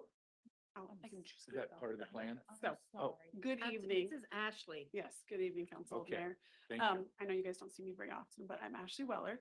I'm the Assistant Planner in the Planning Department. And so tonight I have just a snapshot of presenting, oh, okay, showing up. A snapshot of the different building permits that we saw in Poulsbo this year, or excuse me, 2024. So, sorry, I'm losing my voice. In 2024, Poulsbo has approved 2 new multifamily building permits. So College Marketplace Building A, and I believe they had A, B, C, D. And A is the last one. And Nordic Cottages totaling 32 units. And so this is the snapshot. And then the second page is like the statistics. If you want to look at those. So all College Marketplace apartments have patios or balconies. College Marketplace also has a pet relief area. This is the name, CMP is the name of the apartment complex. And then 62% of the units built for the multifamily are 1 bed, 1 bath. And then 38% of the units are 2 bed, 2 bath. So a lot of 1 bed, 1 baths in 2024. And 100% of units had in-unit washer and dryers, as well as air conditioning, which is kind of exciting. Nice apartments. Yeah, and then, see, I don't know if you guys want to see the boring statistics, characteristics, but, and then Marketplace had a clubhouse. So let's go to single family. So in 2024, Planning and Building Department received 63 new single family home permits. So 73% of new homes are between 2,000 to 3,000 square feet. So we're seeing bigger homes. 2% of the homes were less than 2,000 square feet. And 25% of the homes were over 3,000 square feet. My God. They're big. We got some big ones. It's Um, crazy. And in 2024, only 5% were 1 stories and 95 were 2 stories and 0 3 stories this year. 79% of them were 2-car garages. 19 had 3-car garages. 98% of the homes were built in our subdivisions. I think we only had 2 or 3 like single family homes that were not in a subdivision. I think they were on Haugen, Haugen short plat. And then 92% of homes have a bonus loft. So these are like, again, the bigger homes. It's kind of like a second living room upstairs. It's very common, like a lot of the homes have them. And then 75% of homes had 4 or more bedrooms. So again, big homes. And then 24% of homes had multi-generational plans. So these are plans with a downstairs that can be modified, or like when you're building with like TriPoint or JK Monarch, you can kind of adjust them to where they have like a full bath and like another master bedroom downstairs, so family can live with you. Now, before you're shocked, I mean, the tri-point houses that are around my place, they're huge families, 4 and 5 kids. There's kids everywhere. And I mean, you can hear them. You can see them running around in the street. They're chasing each other. They're everywhere. The school Kids. district must be having a hallelujah breakdown. Well, it's just, and that's one of the reasons why we put the safety cameras up on Knoll, is because all of these kids are walking to school and they're everywhere. So it's pretty amazing. Actually, it's pretty cool, to tell you the truth. It is kind of interesting too. I mean, I was a little disturbed when I first read some of these statistics, I'll be honest with you. But I do see now, okay, so 25% of the homes were more than 3,000 square feet. We also see 24% of homes had multi-generational plans. So, Mhm. okay, that sort of makes some sense. Yeah. right? But still, geez, the size of some of these places. Yeah, there were quite a few that were like 39. I was mistaken. Did you capture ADU permits? I did not. Last year, I think I only had 1. I'm pretty sure it was 1, because that was our new, after we had changed the ADUs to where it's just a building permit. I believe I only had 1 so far. Okay. Yeah. Yeah. And then the last stat is 25% of homes had 3 bedrooms. So So I'd like to turn to density for a moment. And my question really isn't about manufactured home, but it seems like if there was lots available, a lot of those manufactured homes are like 0 lot line virtually to each other. I don't know if in a stacking situation like that, it would qualify for density versus single family, but past that, we're looking at Highway 305 and a few other areas for transportation oriented development. We're moving to densities, not like Seattle or Linwood, but we'll do our version. I'm wondering what we need to do or what procedures we can take proactively in advance for height variance. The only way the city of Poulsbo can print money is going up in the air to incent development. And I'm wondering, past our existing regulations in front of getting the requests, we do want to go up high on Highway 305, I would think, or at least look at it, and I want to be proactive about it. I can also speak to, To how high? so 65 feet is the max, but it's not for all properties within 305 corridor. There are opportunities for us to explore, opening up some more of that area. But I wanted to also share with the council, there is a bill that's going through the legislature right now to increase height an additional 20 feet for modular, which would be a There you go. mandate from the state. So there may be more opportunity that could be mandated in the near future as well. Are we concerned with the fire department keeping track with us? They- They've already ordered in fact, the ladder truck should be here in about 3 more months. So they've already ordered the truck. We told them almost a year ago that this is what was gonna happen, so. but yeah, that's the end. Yeah. Have a good evening. So council, this is the second year we've provided this report to you all. Just wanted to share that Ashley provided last year's graphics and report. We do this so you all are informed about what's being built in our community. It could be used for future policy decisions. And I also want to give Ashley credit because she's reviewed every single one of these building permits. So thank you. Thank you, Ashley.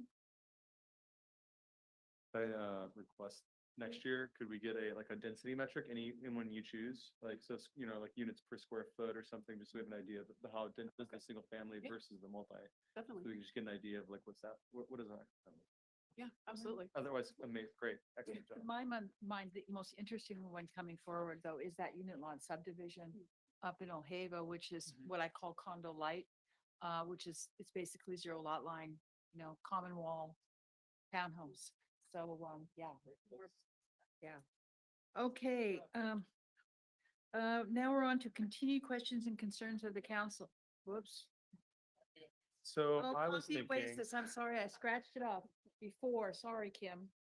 You're scratched off, Kim. I don't understand. This is short and sweet. We've been working with Coffee Oasis since 2012 to give them rental use of city property where they're operating a coffee house.